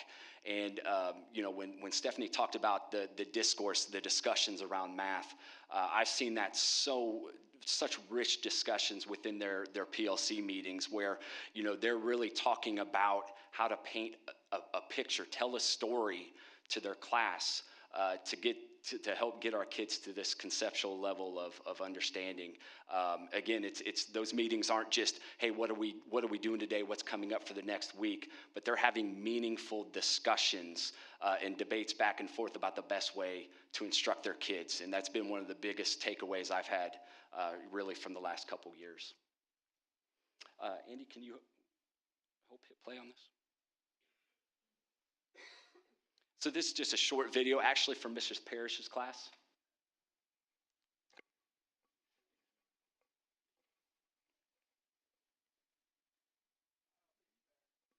Oh, okay. Well, we had a quick 2-minute video, and what it was, the biggest thing was it was set to music, but Mrs. Parrish has really done an excellent job of show your thinking. Show your thinking. Tell me what you're thinking. And you would have seen a math classroom that just looked unlike you know, anything that we've done in the past. Group work, kids moving around. It's really a dramatic thing to see.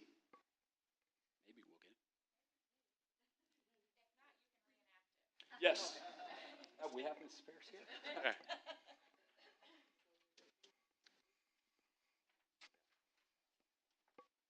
That's okay, Andy. And so, you know, the last thing is, you know, basically our results. You know, we just took winter NWA again in December, and we got our fall to winter growth. And, you know, for the first time since, you know, probably 2017, 2018, around there before COVID, all 3 of our grades experienced above typical growth on NWA, all in the mid 60s to high 60s, which typical for NWA is just 50%. If you can get 50%, you've had a good year, and you can just see all three of our grades have really just done a dynamic job. So, again, the benefits: improved problem-solving skills, increased engagement and confidence, and we're hoping to see better retention from our students, and we're just really excited about taking iLearn actually when we get back literally from spring break. So we're really optimistic about what's to come next. So thank you. Thank you. Thank you very much. Brian, I want to comment on your school board participated out today at Hazeldale. This is a smart look, a bunch of school board members that judged the science fair out there and realized how sharp of kids you guys deal with. Yeah. I happen to have fifth graders, which are all smarter than I am. But a point I wanted to make, and Brett and I talked about this a long time today, about how we sat in straight rows and the answer was the only thing that counted. No collaboration, and we both commented on the number of children that passed us this morning, that our future's in good hands with the kids we're educating in Noblesville. These kids were incredible in their collaborative efforts, and we commented it's so much different because that wasn't something we participated in. So to get to see what Noblesville schools have done as we've visited all these different levels of schools, the collaboration that takes place from kindergarten to middle school and how that works in their processing and things. So we see that part, and again, back to math, it's just, we were all commenting how we were taught is nothing like what we see in schools today. Kids are amazing. It is amazing. So we appreciate you guys tackling through our academic programs, new ways of doing things, because there's better ways to do it than the way some of us learned along the way. And I would think the students like math better, right? Yeah, They just like it better yes. to learn this way compared Correct. to how. They get up, they get to move around, Right. they get to collaborate. It's a lot of movement, which is just an unfamiliar concept in math. So, yeah. The students are amazing, but they also have amazing leaders and teachers in their lives that are leading them and teaching them. So thank you for everything you guys do. Thank you. Thank you all very much. My youngest daughter had Natalie many years ago, and she knocked it out of the park. I really appreciate that. She's absolutely one of our best. So thank you all very much. Thank you. Thank you.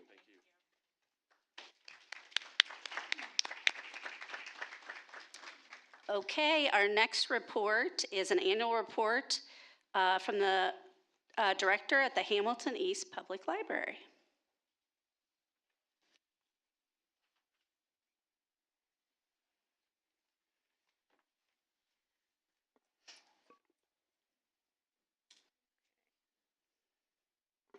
All right, thank you for allowing me to be here. Hello, all. So thank you for letting me speak with you this evening. My name is Melissa Loisel, and I'm the director at the Hamilton East Public Library. And last time I spoke with you, I was here as one of two interim directors, and just to let you know that the board did vote to make me the director last spring. And we do have one of our board member here that is appointed by the Noblesville School Board, Michelle Payne, and the other one is Bill Kenley, and he's not able to be here this evening. So thank you. Okay, so our library is comprised of the 4 townships that make up Noblesville and Fishers, and that includes Noblesville, Wayne, Delaware, and Fall Creek Township.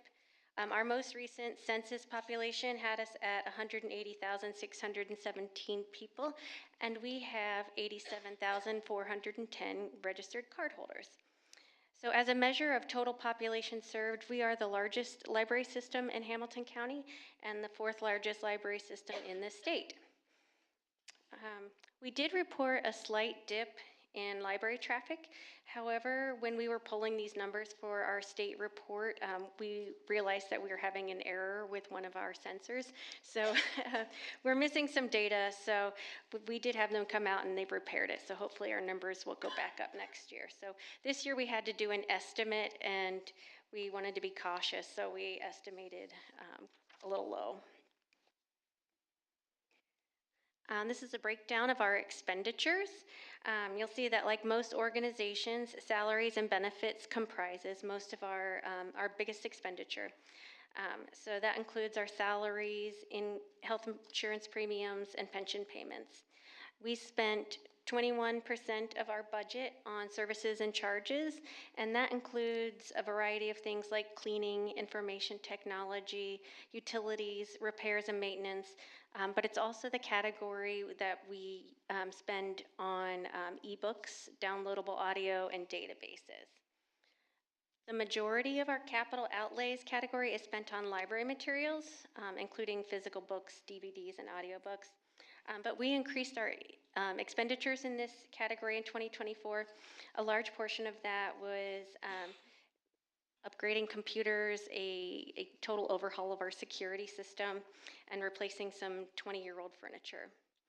We do work with Mike Reuter as our financial advisor, and we have a really great CFO, Kim Leffler. So if you have any more in-depth questions, we would be happy to schedule a meeting with all of them.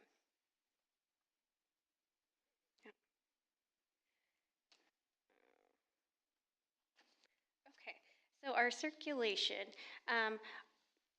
Looking at our circulation, you can see our most popular books. There's our top 5, and 3 of the top 5 are youth materials, which is not surprising at all to any of us. We circulated 2,294,067 items in 2024. Roughly a third of that are electronic materials, although the vast majority of our circulation is still from books, CDs, and movies. We'll continue to evaluate the best way to allocate the funds in that category if we see more people moving over to digital materials. But children always choose physical books over digital books. Children's materials are what drive most of our circulation anyway. So I don't anticipate this number being too wildly different as long as those things hold true.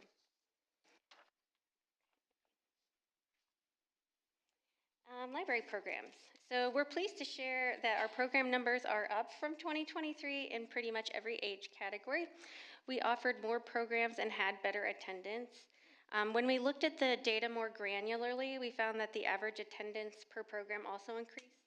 We did eliminate some programs in 2024 that had sort of repeatedly low attendance and asked our staff to try some new things. So this paid off, and we'll continue to make sure that we're offering programs that we always say that the public votes with their feet, right? If they want to leave their house in the evening or on the weekends, it's because it's something that's really enticed them. So we're not entirely satisfied with these numbers. We think we can do a little bit better, so we hope to be up in this next year. Right. Our outreach team continues to do a really great job representing the library at a variety of events. They now have a new van, and it's custom designed for our outreach team, and it has a custom wrap on it that the Wilkinson brothers designed. So they've done a lot of the murals around here. Our outreach team reached over 25,000 people last year at over 100 events. And so that's, in 2023, I was shocked at their numbers, but this is even 20% more than they did last year. So we were just blown away by that. And so they go to a lot of events. You'll see them at things like the Peony Festival, the Spark Fishers, Boo Bash, to name a few, but they also go to soup kitchens. They're at a lot of the literacy nights at the schools, and they're at the local farmers market and go to senior citizens, and then just a wide variety of other things. Are there books in that vehicle? Like, can yes, you they have a library card if they show up, or how does that? Yeah, so they do have, they can transport books, but and then they also has things like it has that will pop out, and it has like a canopy that comes out. It's got built-in Wi-Fi so that and it has, I think they can like project things as well. So they can do a lot of really just cool programming with that van. So.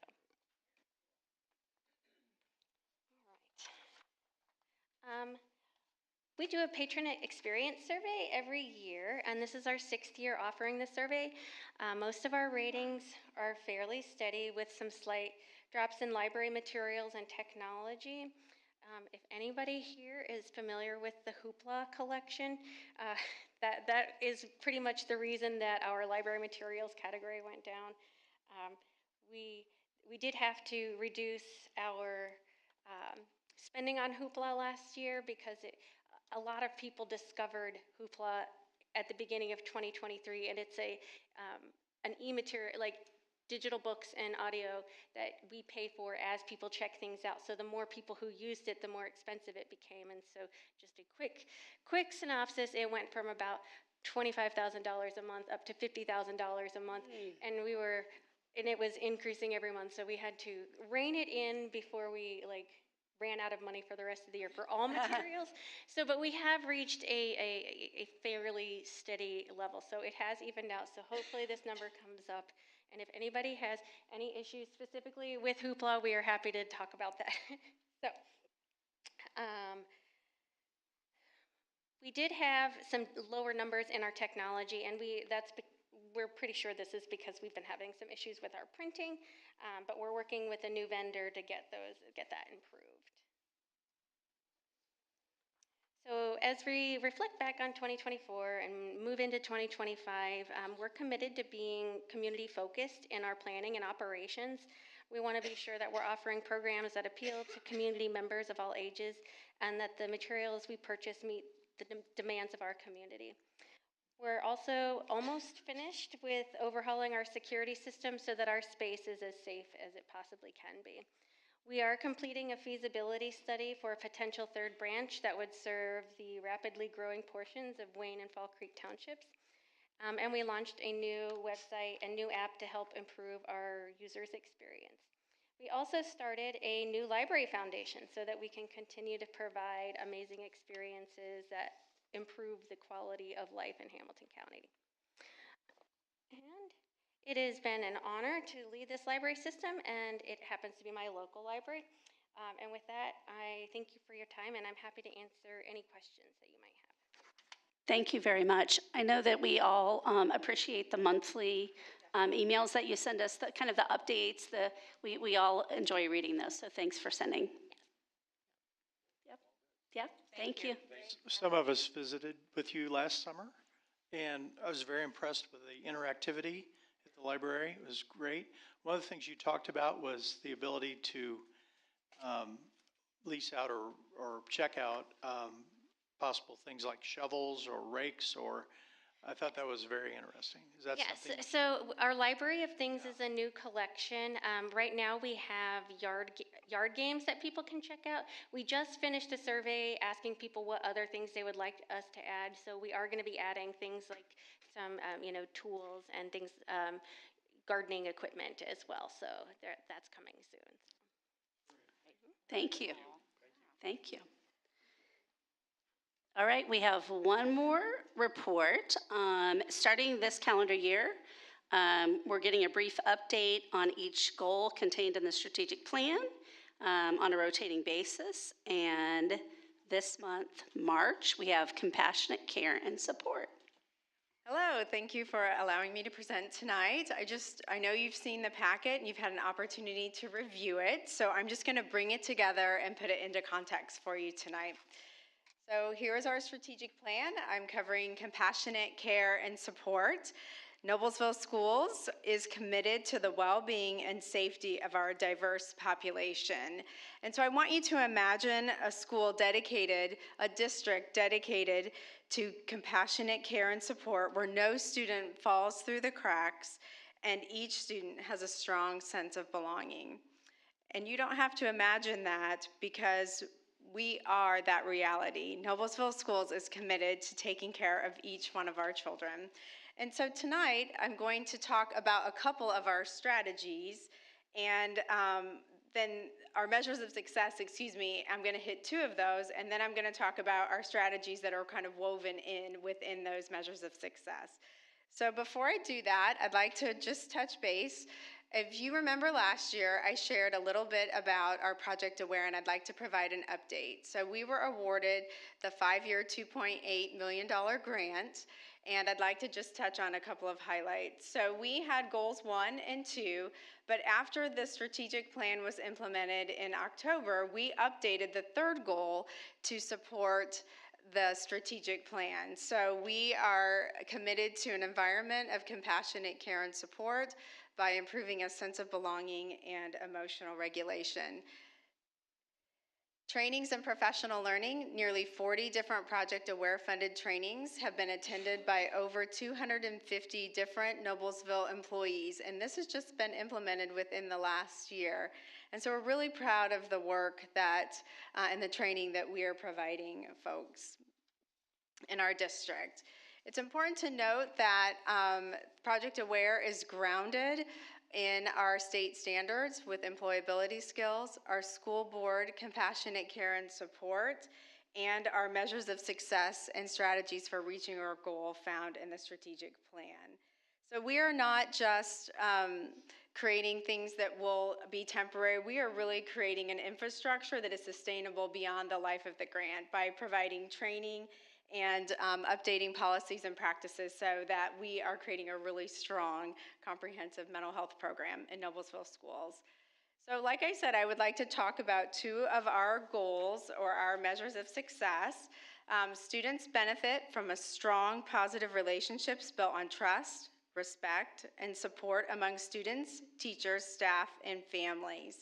So one of the things I'm really proud of is that we started last September with nearly 50 attendees, and you can see here represented that we had district folks, behavior specialists, learning specialists, administrators, teachers, and counselors all working together to create a sustainable behavior support system.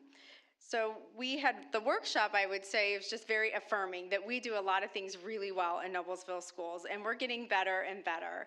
We wanted to break down any barriers to student learning by looking at our reaction, our responsive to student behaviors, and helping students to identify what are standards of behaviors. Because we know that effective behavior management plus positive learning environments equals higher student achievement.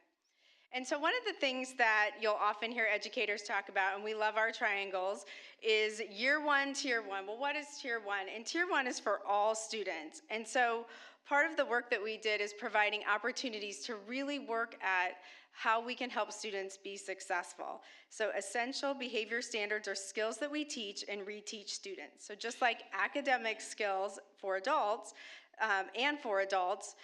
we want to develop those specific skills. So I guess what I'm trying to say is imagine if you came to work every day and you weren't sure of the standards that you were supposed to be maintaining or what the expectations are.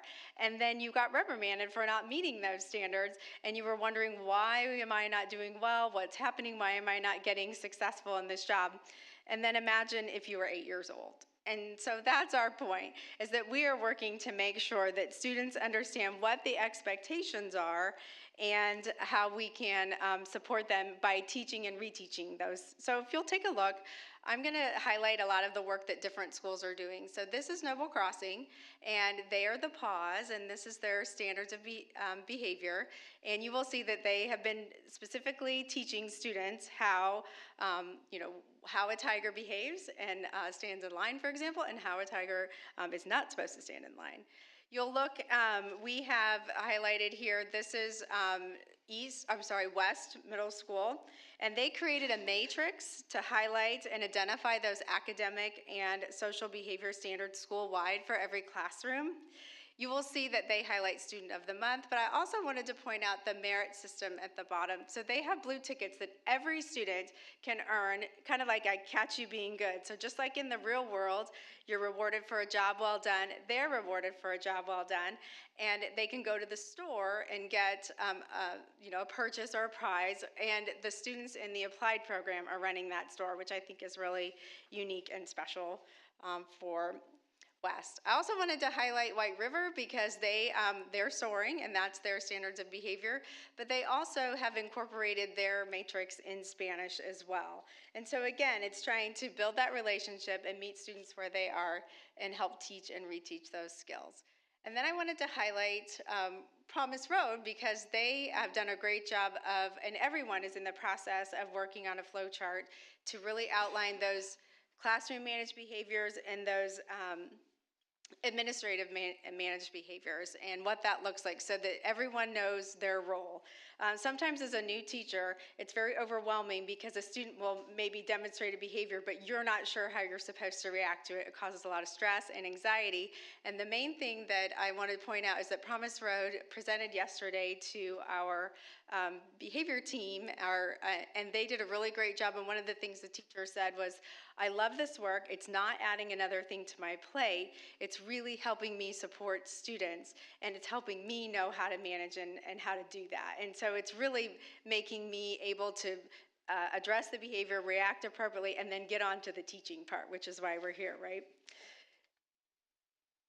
So I also wanted to highlight another thing that we've done through the Project Aware grant and just at the district level is we've hired a bilingual social worker, and she rotates between all 10 schools. She has a caseload of 75 students, and she works closely with social workers at each school. And I just wanted to highlight that this is really important when you're talking about building relationships and kids feeling like they belong and can identify with a person. She becomes that person for them. She teaches lessons on resilience, and one of the things I like to highlight, this is just one example of a classroom lesson, is that, you know, moving to a new country and learning a new language is really challenging, and it gives them a sense of pride, like, oh, I am being resilient, I'm learning this life skill. And you heard Mr. Hoy talk about resilience as well, and just that struggle. Here I just wanted to highlight, here's social workers and counselors leading professional learning, classroom lessons, promoting kindness, college and career readiness. And you can see in the bottom right-hand corner, we even have community members come in and present lessons with our high school team. So another example that I wanted to share about how we are connecting with our families is through the Project Aware Advisory Board. We meet once per semester through the lifetime of the grant. Our first meeting was in October, and our next meeting is in April. And it's really a great group, anywhere from, from administrators to former parents to current parents. We had representatives from the Indiana Department of Education. And it's really a great opportunity to talk about the work and how we're working together as a team to support students and their learning. So the next area I wanted to focus on for a measure of success is attendance, which is another area that is something we talk about quite a bit and a hot topic. So I wanted you to know that the work that we're doing with attendance is rooted in research. This is an organization called Attendance Works, and they are a very well-known national organization to promote positive ways to reduce chronic absenteeism. I was on a webinar with them today. They're excellent in terms, the focus today was on homeless children and attendance and the impact that that can have. This work is also grounded in Indiana code. So this isn't just something I made up, but it is actually grounded in the work, and our practices and procedures are, laid out very clearly and followed by our administrators. And so I want to give a shout out to our deans, social workers, counselors, and assistant principals, of course, teachers providing engaging lessons, but they work really hard on attendance. And so a guiding principle for attendance. So I wanted to just highlight the 2 bullet points, that it's crucial to approach chronic absenteeism with curiosity and persistence, seeking to understand the underlying reasons behind frequent absences so learning isn't negatively impacted. So we work together to improve attendance and support student success by actively engaging with families and implementing personalized strategies.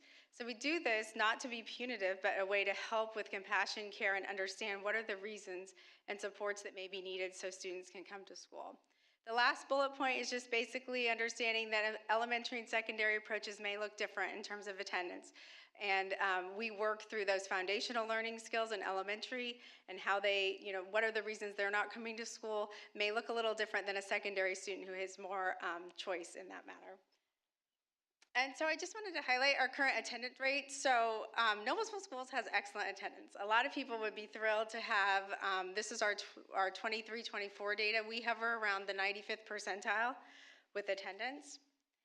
And then our current rate through February is again hovering around 94-95%. Even with the flu, we're still coming to school. So I just wanted to highlight that we do have really good attendance. However, that 5% is 500 students. So different students, different times, we want to actively work and understand why or what's keeping students from coming to school. So what's in place? So we have district committees, subcommittees, we have procedures for attendance that I highlighted earlier through Indiana Code. We have plans to improve attendance. School leaders hold regular meetings. We all have shared access to the IDOE database. We have county meetings with prosecutors. I met with our county prosecutors and my counterparts last week, and we talk about strategies for getting students to come to school. And then we have incentives for students' attendance, and we honor and support staff who, we recognize staff who are doing a great job with attendance. So just want to highlight North Elementary did a fun activity where they charted at the beginning of the year in September to see who had the best attendance, and then they were able to slime their administrators and their SROs. I think it's important to highlight the first month of attendance rate is a strong predictor of future absenteeism, so that's really interesting. We hit it pretty hard at the beginning of the year. And then I also wanted to highlight East Middle School created a recognition system for their staff where they, at the end of the week, if a teacher has taken attendance for every period for the entire week, they honor and reward them, just in a small way. But I think it's important to point out because with everything going on in a middle school, you know, that is a lot on a teacher to be able to stop, pause, take attendance, but it's so important. And then Noblesville Youth Assistance, a lot of times when we've kind of exhausted our resources, we will reach out, and they are very helpful in supporting student attendance and helping to connect with families in a way that we actually can't at school. So here's just a few pictures of silliness that was happening, and kids love that, and just trying to make attendance fun. We also can increase attendance through student engagement. So we have college visits, career day, campus mentoring. I'll kind of buzz through this. I know you've been sitting a while. So high schools, I love this. The high school counselors taking students on a college visit, that whole idea that you can't be what you can't see. High school career day was a really awesome if you had an opportunity to go over there for that. I like to point out that Hazeldale has a Shine Squad, highly engaging to be a part of helping others. This is really fun, where they had a bus parade to honor the bus drivers. That's run by the social worker there at Hazeldale. Miller Explorers Before and After Care Family Night. We have amazing programs before and after care. We have 502 students enrolled. A shout out to Selena Smith, who runs that program. She also created Family Night, which was a lot of fun in the fall. Little Millers and Campus Mentoring. We have 96 students matched, the total mentoring matches. And you might recognize one of the board members has made the slideshow. And we have 185 students enrolled in our Little Millers preschool program. So starting really early in getting kids engaged and wanting to be at school. And so I wanted to shout out to Nicole McLean, who does a great job with Campus Mentoring, and then Kayla Van Hook, who runs our Little Millers program. So again, we offer a lot of support for mental health, our student services. We have 54 staff that are dedicated to mental health in our district, which sounds like a lot, and it is. We're so blessed, and it's an extraordinary district, but when you think about 10,300 students, that's a ratio of 1 to 200, and it's a lot. Some kids need more support than others, and so I do want to highlight that we looked at analysis of the visits that they had, and there was, I think, 12,978 events supporting students and staff in the first semester, so that's pretty incredible. That data is pretty astounding. When we talk about, we've talked about emotional support and you know, and academic support, I'd like to point out the nursing partnership that we have with Community Network. We have a lot of students who are medically fragile, and I think that's interesting to note as well, that we are blessed to have a lot of nursing support. 38,940 treatments. This is data that Sandy Burnett collected, our Director of Nursing, including asthma, diabetes, feeding tube, and catheters. So those are a lot of unique treatments that people don't realize happen in school. And then I think this is an amazing piece of data, and I think I shared it last month, but it was worth making this slideshow that there were 41,563 visits to the clinic last semester. So that's a lot of visits, and we are so grateful for our nursing team. Here's just another outline of the comprehensive health program that we provide students. And here's just to highlight some of our counselors and social workers and our nursing team. And you can't hardly have a presentation about student services without bringing up Maslow's hierarchy of needs. And again, researchers, we love Venn diagrams and triangles. And so this is another triangle which shows the baseline of psychological needs all the way up to self-actualization.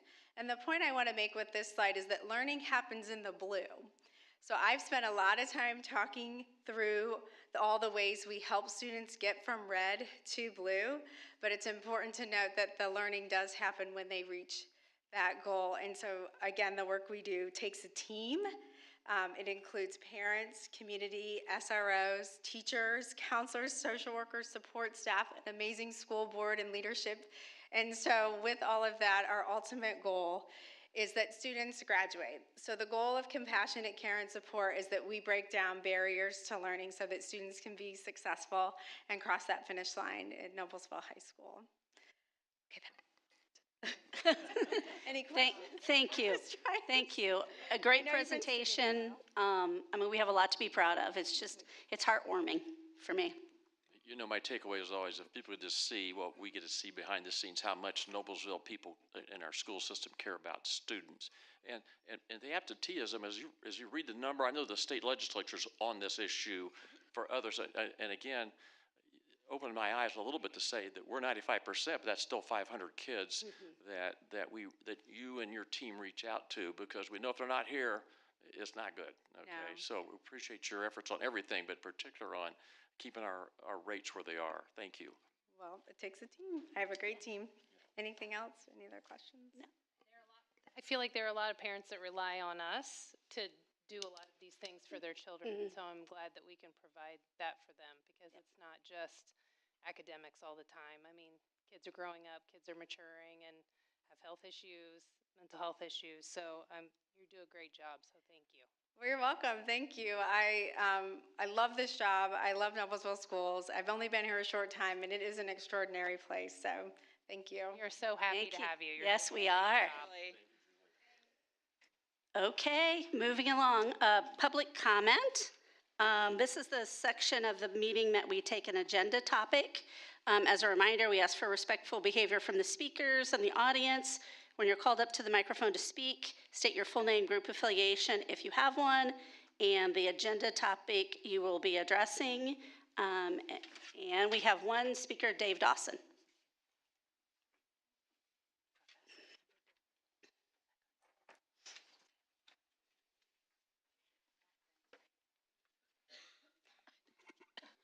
Good evening, everybody. Hope everybody's doing all right. I wanted to speak to my name's Dave Dawson.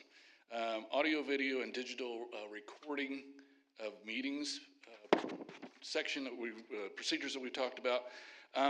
In the number 3, this section of meetings with parents and guardians. In that, we've changed a lot. I've seen that we've changed a lot in that. What concerns me is if a parent or guardian that wishes to audio record a meeting, the corporation requests, politely asks, 24 hours with prior notice to the scheduled meeting. If we're politely asking, what's to say that the parent just says, I politely refuse to abide by your 24-hour notice. I'm here. I've been called in for whatever reason, good, bad, indifferent, in regards to my child, and I'm here prior to 24 hours. I've not been able to give that notice. I'm not sure we really need that whole first section of that. To some degree, it might even be considered almost a challenge to the parents that you're asking them to not videotape something or audio tape something that they want to get off their chest or what they have to do with their child. So anyway, just wanted you guys to take a look at that one and make sure that we're not doing something that we don't need to do in that section. Thank you. Which section is that? Sorry, can you? Section 3. Section 3, okay, thank you. Okay, thank you. All right, on to consent items. By a single motion, the board approves and adopts the following items or actions which reflect board policy and the Indiana Code, and those items are claims, donations, minutes from our February meeting, overnight and out-of-state trips, and personnel listings. May I have a motion to approve the consent items as listed? So moved. Joe? Second by Misty. Any further discussion? Yes, I'd like to thank Mr. and Mrs. Anonymous for giving us $350 to pay off school lunch accounts at I think it's East Middle School. All right, but anyway, I appreciate the community supporting us both there and our Friday night event, which we'll come to later. Okay. All right. Anything else? Joe, this family or person does this on a regular basis. Yes. And you congratulate them each time. I just wondered if we. It's not me. Well, I know. It's a big deal, though. I mean, Yeah. it's a regular occurrence. We really appreciate that. Yeah. Yeah, thank you. All right. Anything else? All right. All those in favor? Aye. Opposed? Motion carried. Before you go any farther, I'm Oh, going to yes, jump sorry. in really quick. I do want to acknowledge she's been so patiently sitting here. Congratulations officially to our new assistant principal of North Elementary, Jessica Aldrich. So thank you very much, Jessica, for being here tonight. Welcome back to Noblesville. Yes.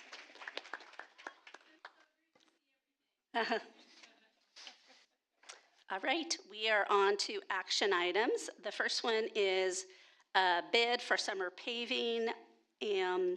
The board acknowledges the receipt of bids Thursday, February 20th, 2025 for campus paving and repairs for the project.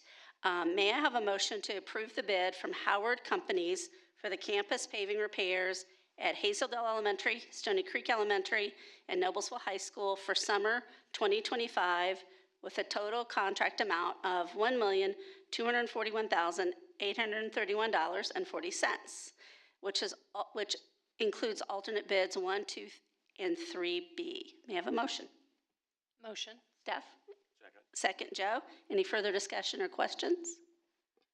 I just want to say, I mean, we did submit questions, but just for the benefit of everyone, I did have a question on there that I had pointed out. The total estimate from the contractor includes a repair / patch for Hazeldale and Stony Creek, but it's also in there for a complete replacement. So the bottom dollar includes patch replacement and a full replacement.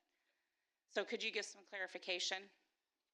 Yeah, I'd be happy to. So with this paving package, what we elected to do with our engineer, civil engineer of record on the project was to bid out each of the projects at kind of the minimal basis, and then I would say the maximum basis, right? The maximum being that full replace job, the minimum being, hey, what if you just come in and patch repair those really, really bad spots?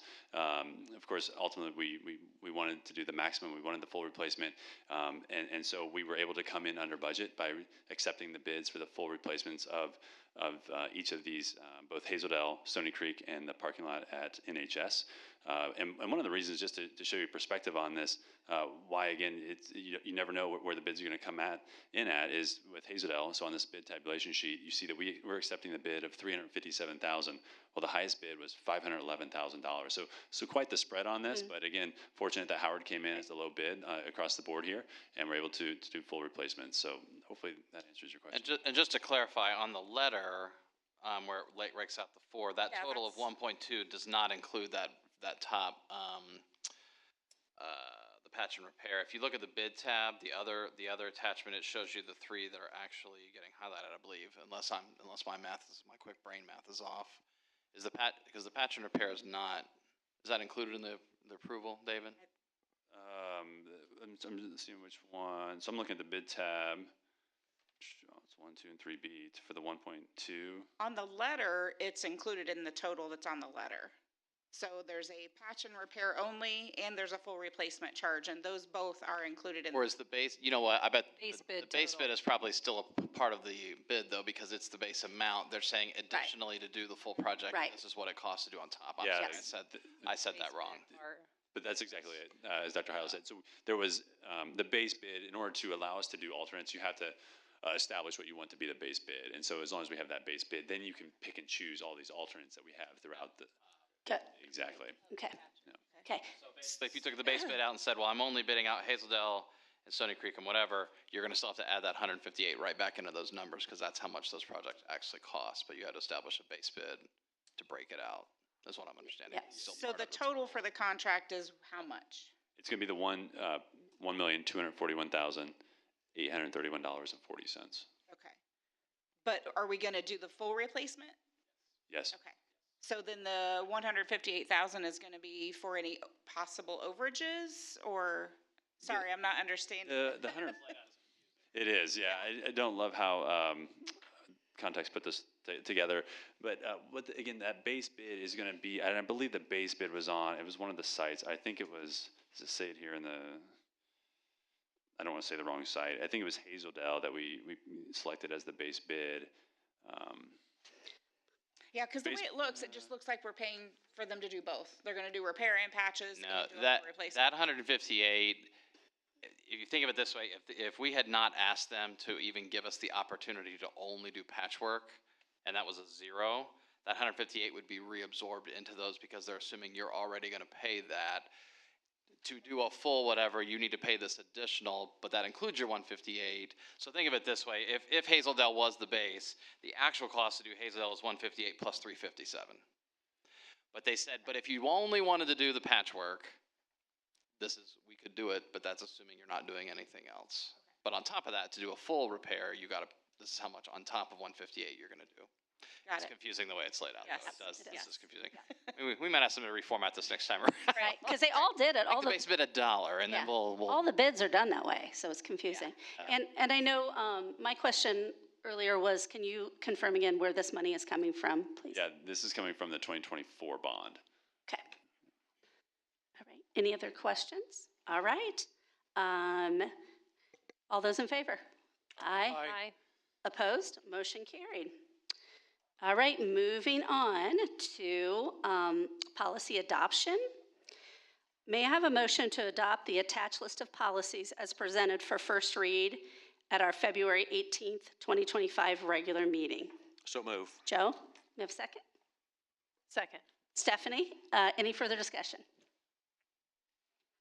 I mean, would it be possible to address his concern, Absolutely. please? Absolutely.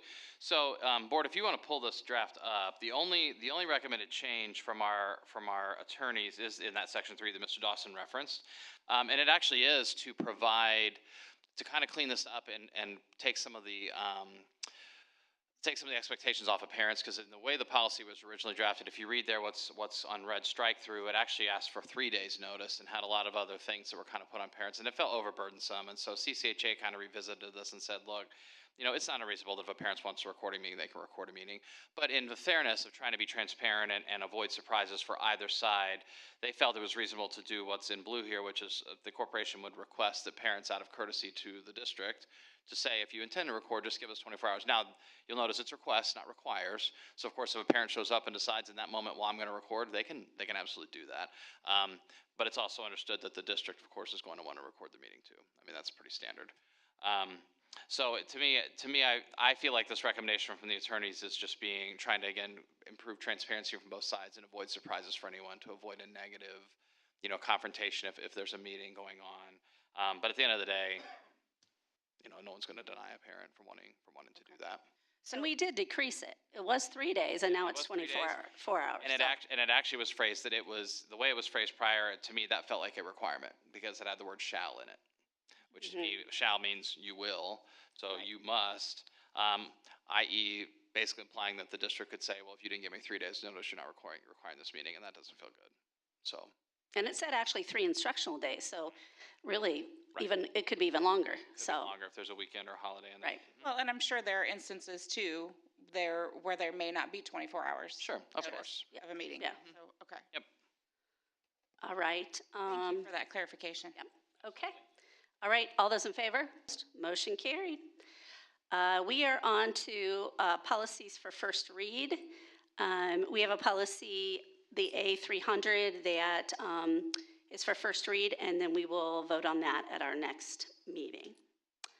Moving on to public comment for non-agenda items. We do not have anybody that signed up for non-agenda items public comment. So we are on to committee reports, and we always start with Dr. Heil. All right. Could I ask a quick question real fast? Sorry, I forgot to ask about the overnight trips. Does anyone know, I forgot to ask this over email also, where the 5th graders are going? They're going to Newport, Kentucky and Cincinnati for an overnight.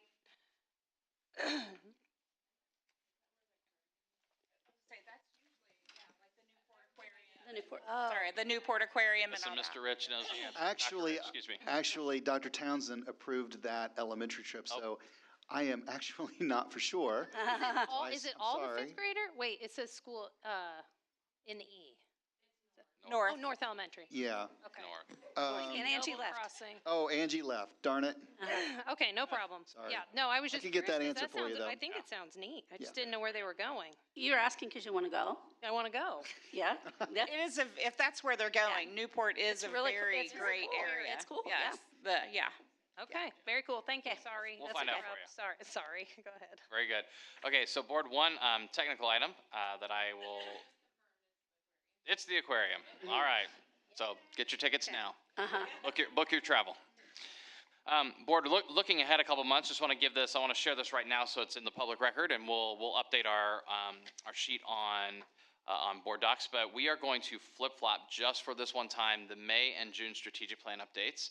We just have a conflict here for scheduling wise, so given notice a couple months ahead of time. If anyone was dying to come hear my update, make sure you come to the right month for that one, because we're going to flip them, and then we'll get back to the rotation we've had. So just want to get that in our minutes tonight.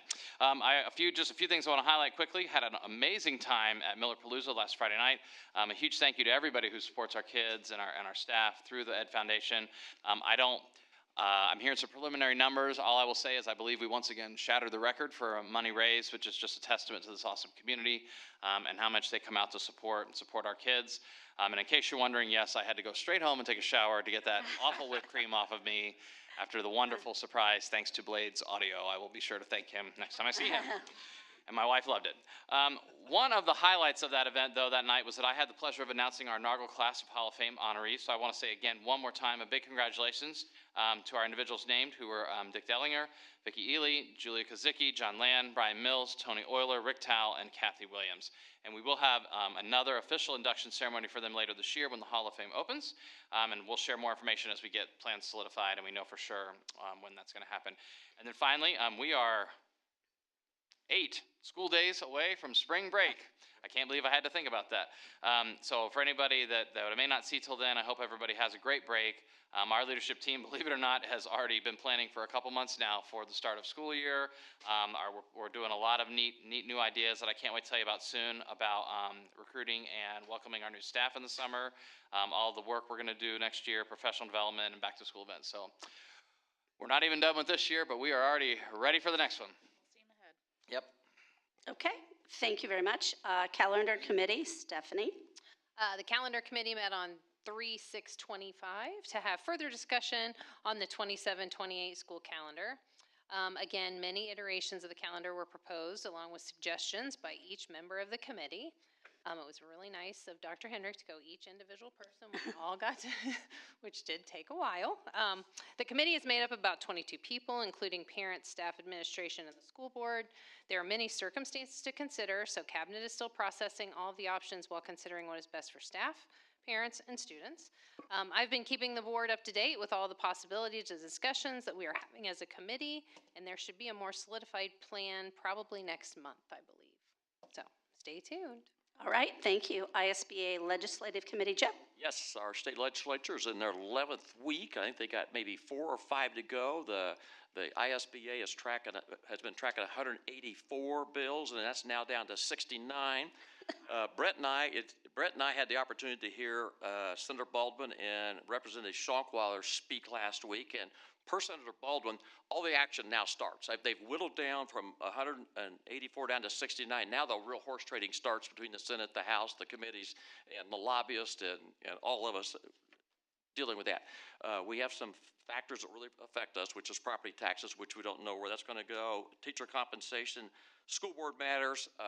Stay tuned. We'll probably, by our next, will this be finished by our next school board meeting? It's probably just, we'll be down to knowing a little bit more, but still, you don't know until the conference committees come down. So stay tuned, and we'll try to keep you updated on that. Okay, you're up again, Joe. Noblesville Parks Board. Alrighty. I left the Miller Palooza thing, went home, slept a little bit, and then went back to Embassy Suites. And it wasn't black and gold anymore. It was more shades of pink than you have ever seen for the Princess Ball put on by the Parks Department. And there was more pink candy than I've ever seen, okay? And one of the takeaways as we looked at, as we finished that thing up that night, it was fabulous. I think there was 500 or 600 little princesses and parents there. It's a fabulous event put on by the Parks Department. One of the takeaways was several dads were all watching their phones to watch NCAA games. They thought they might put a couple TVs up on the side so while they're dancing they can keep track of scores. Summer employment. Parks Department is open. There's plenty of employment. There's going to be concerts, movies, and spring break camps and summer camps. I will give more detail on that as we move a little further into spring this next week. Okay, thank you. Noblesville Redevelopment Commission, Stephanie. The Redevelopment Commission met on March 13th. Items on the agenda were to close offers for the lease or sale of 151st North 8th Street, which is where the Bowden's Cleaners is currently located. Therefore, King Jug is the only current business offer for this property. RDC also approved 2 TIFs for the Hyde Park development, which is located at Hamilton Town Center. The developments include about 650 multifamily units when the projects are completed, along with restaurants and shops. One project is slated to be completed at the end of spring, while the other is approximately 18 months away. These apartments are in HSE school district and should not affect enrollment of Noblesville schools.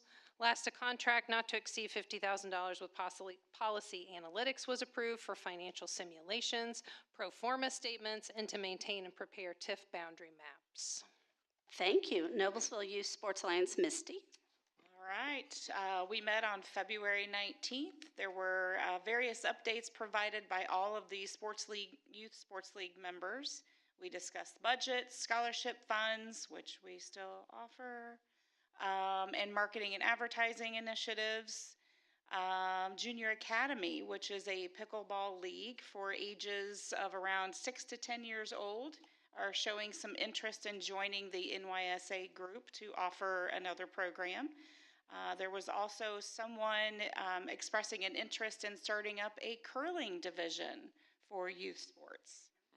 So, yeah, so that'll be fun.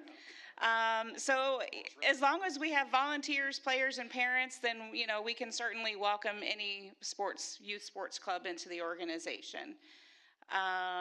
NYSA does not run the individual sports program, but they do serve as simply a one-stop shop for information and connections to get you on your way to each sport of your choice.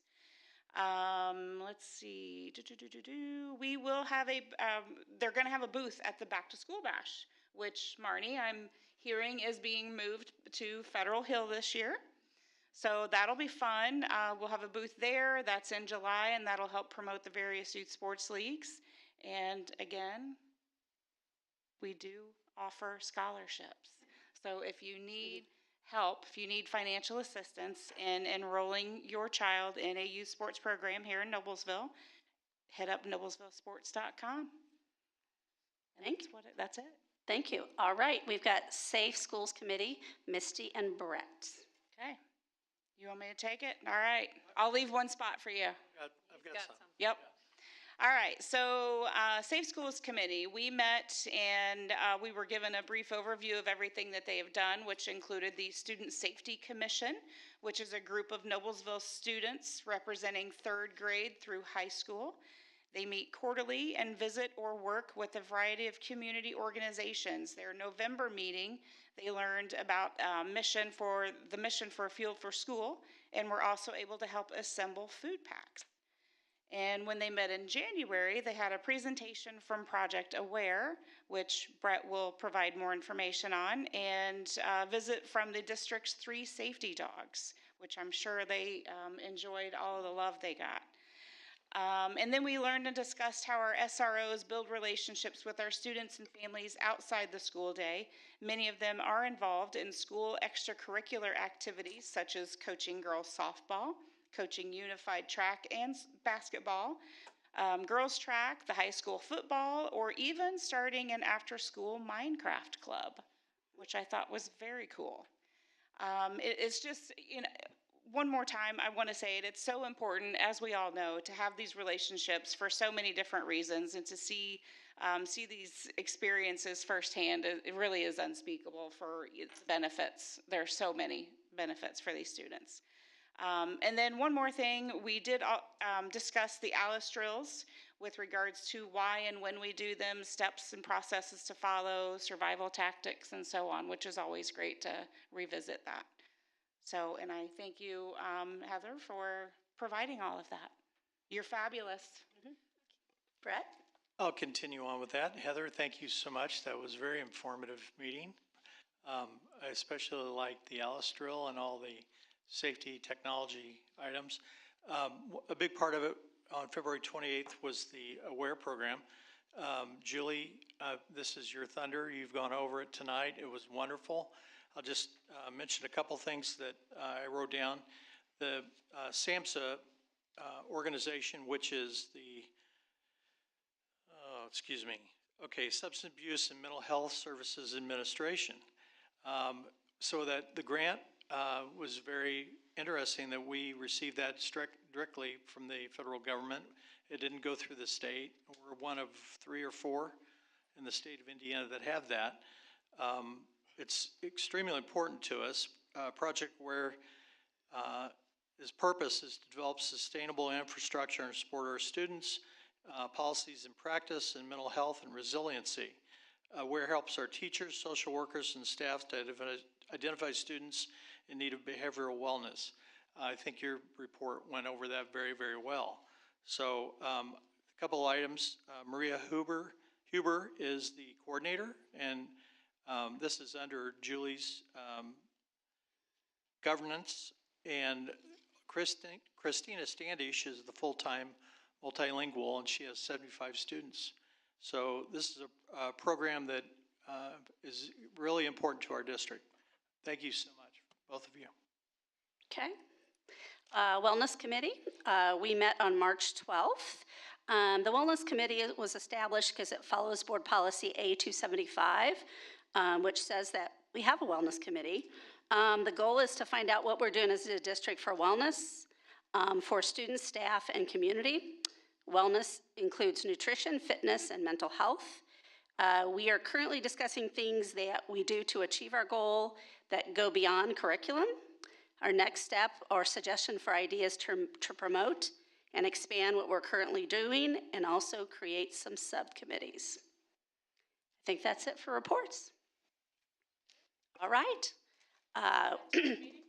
We are on to adjourn the meeting.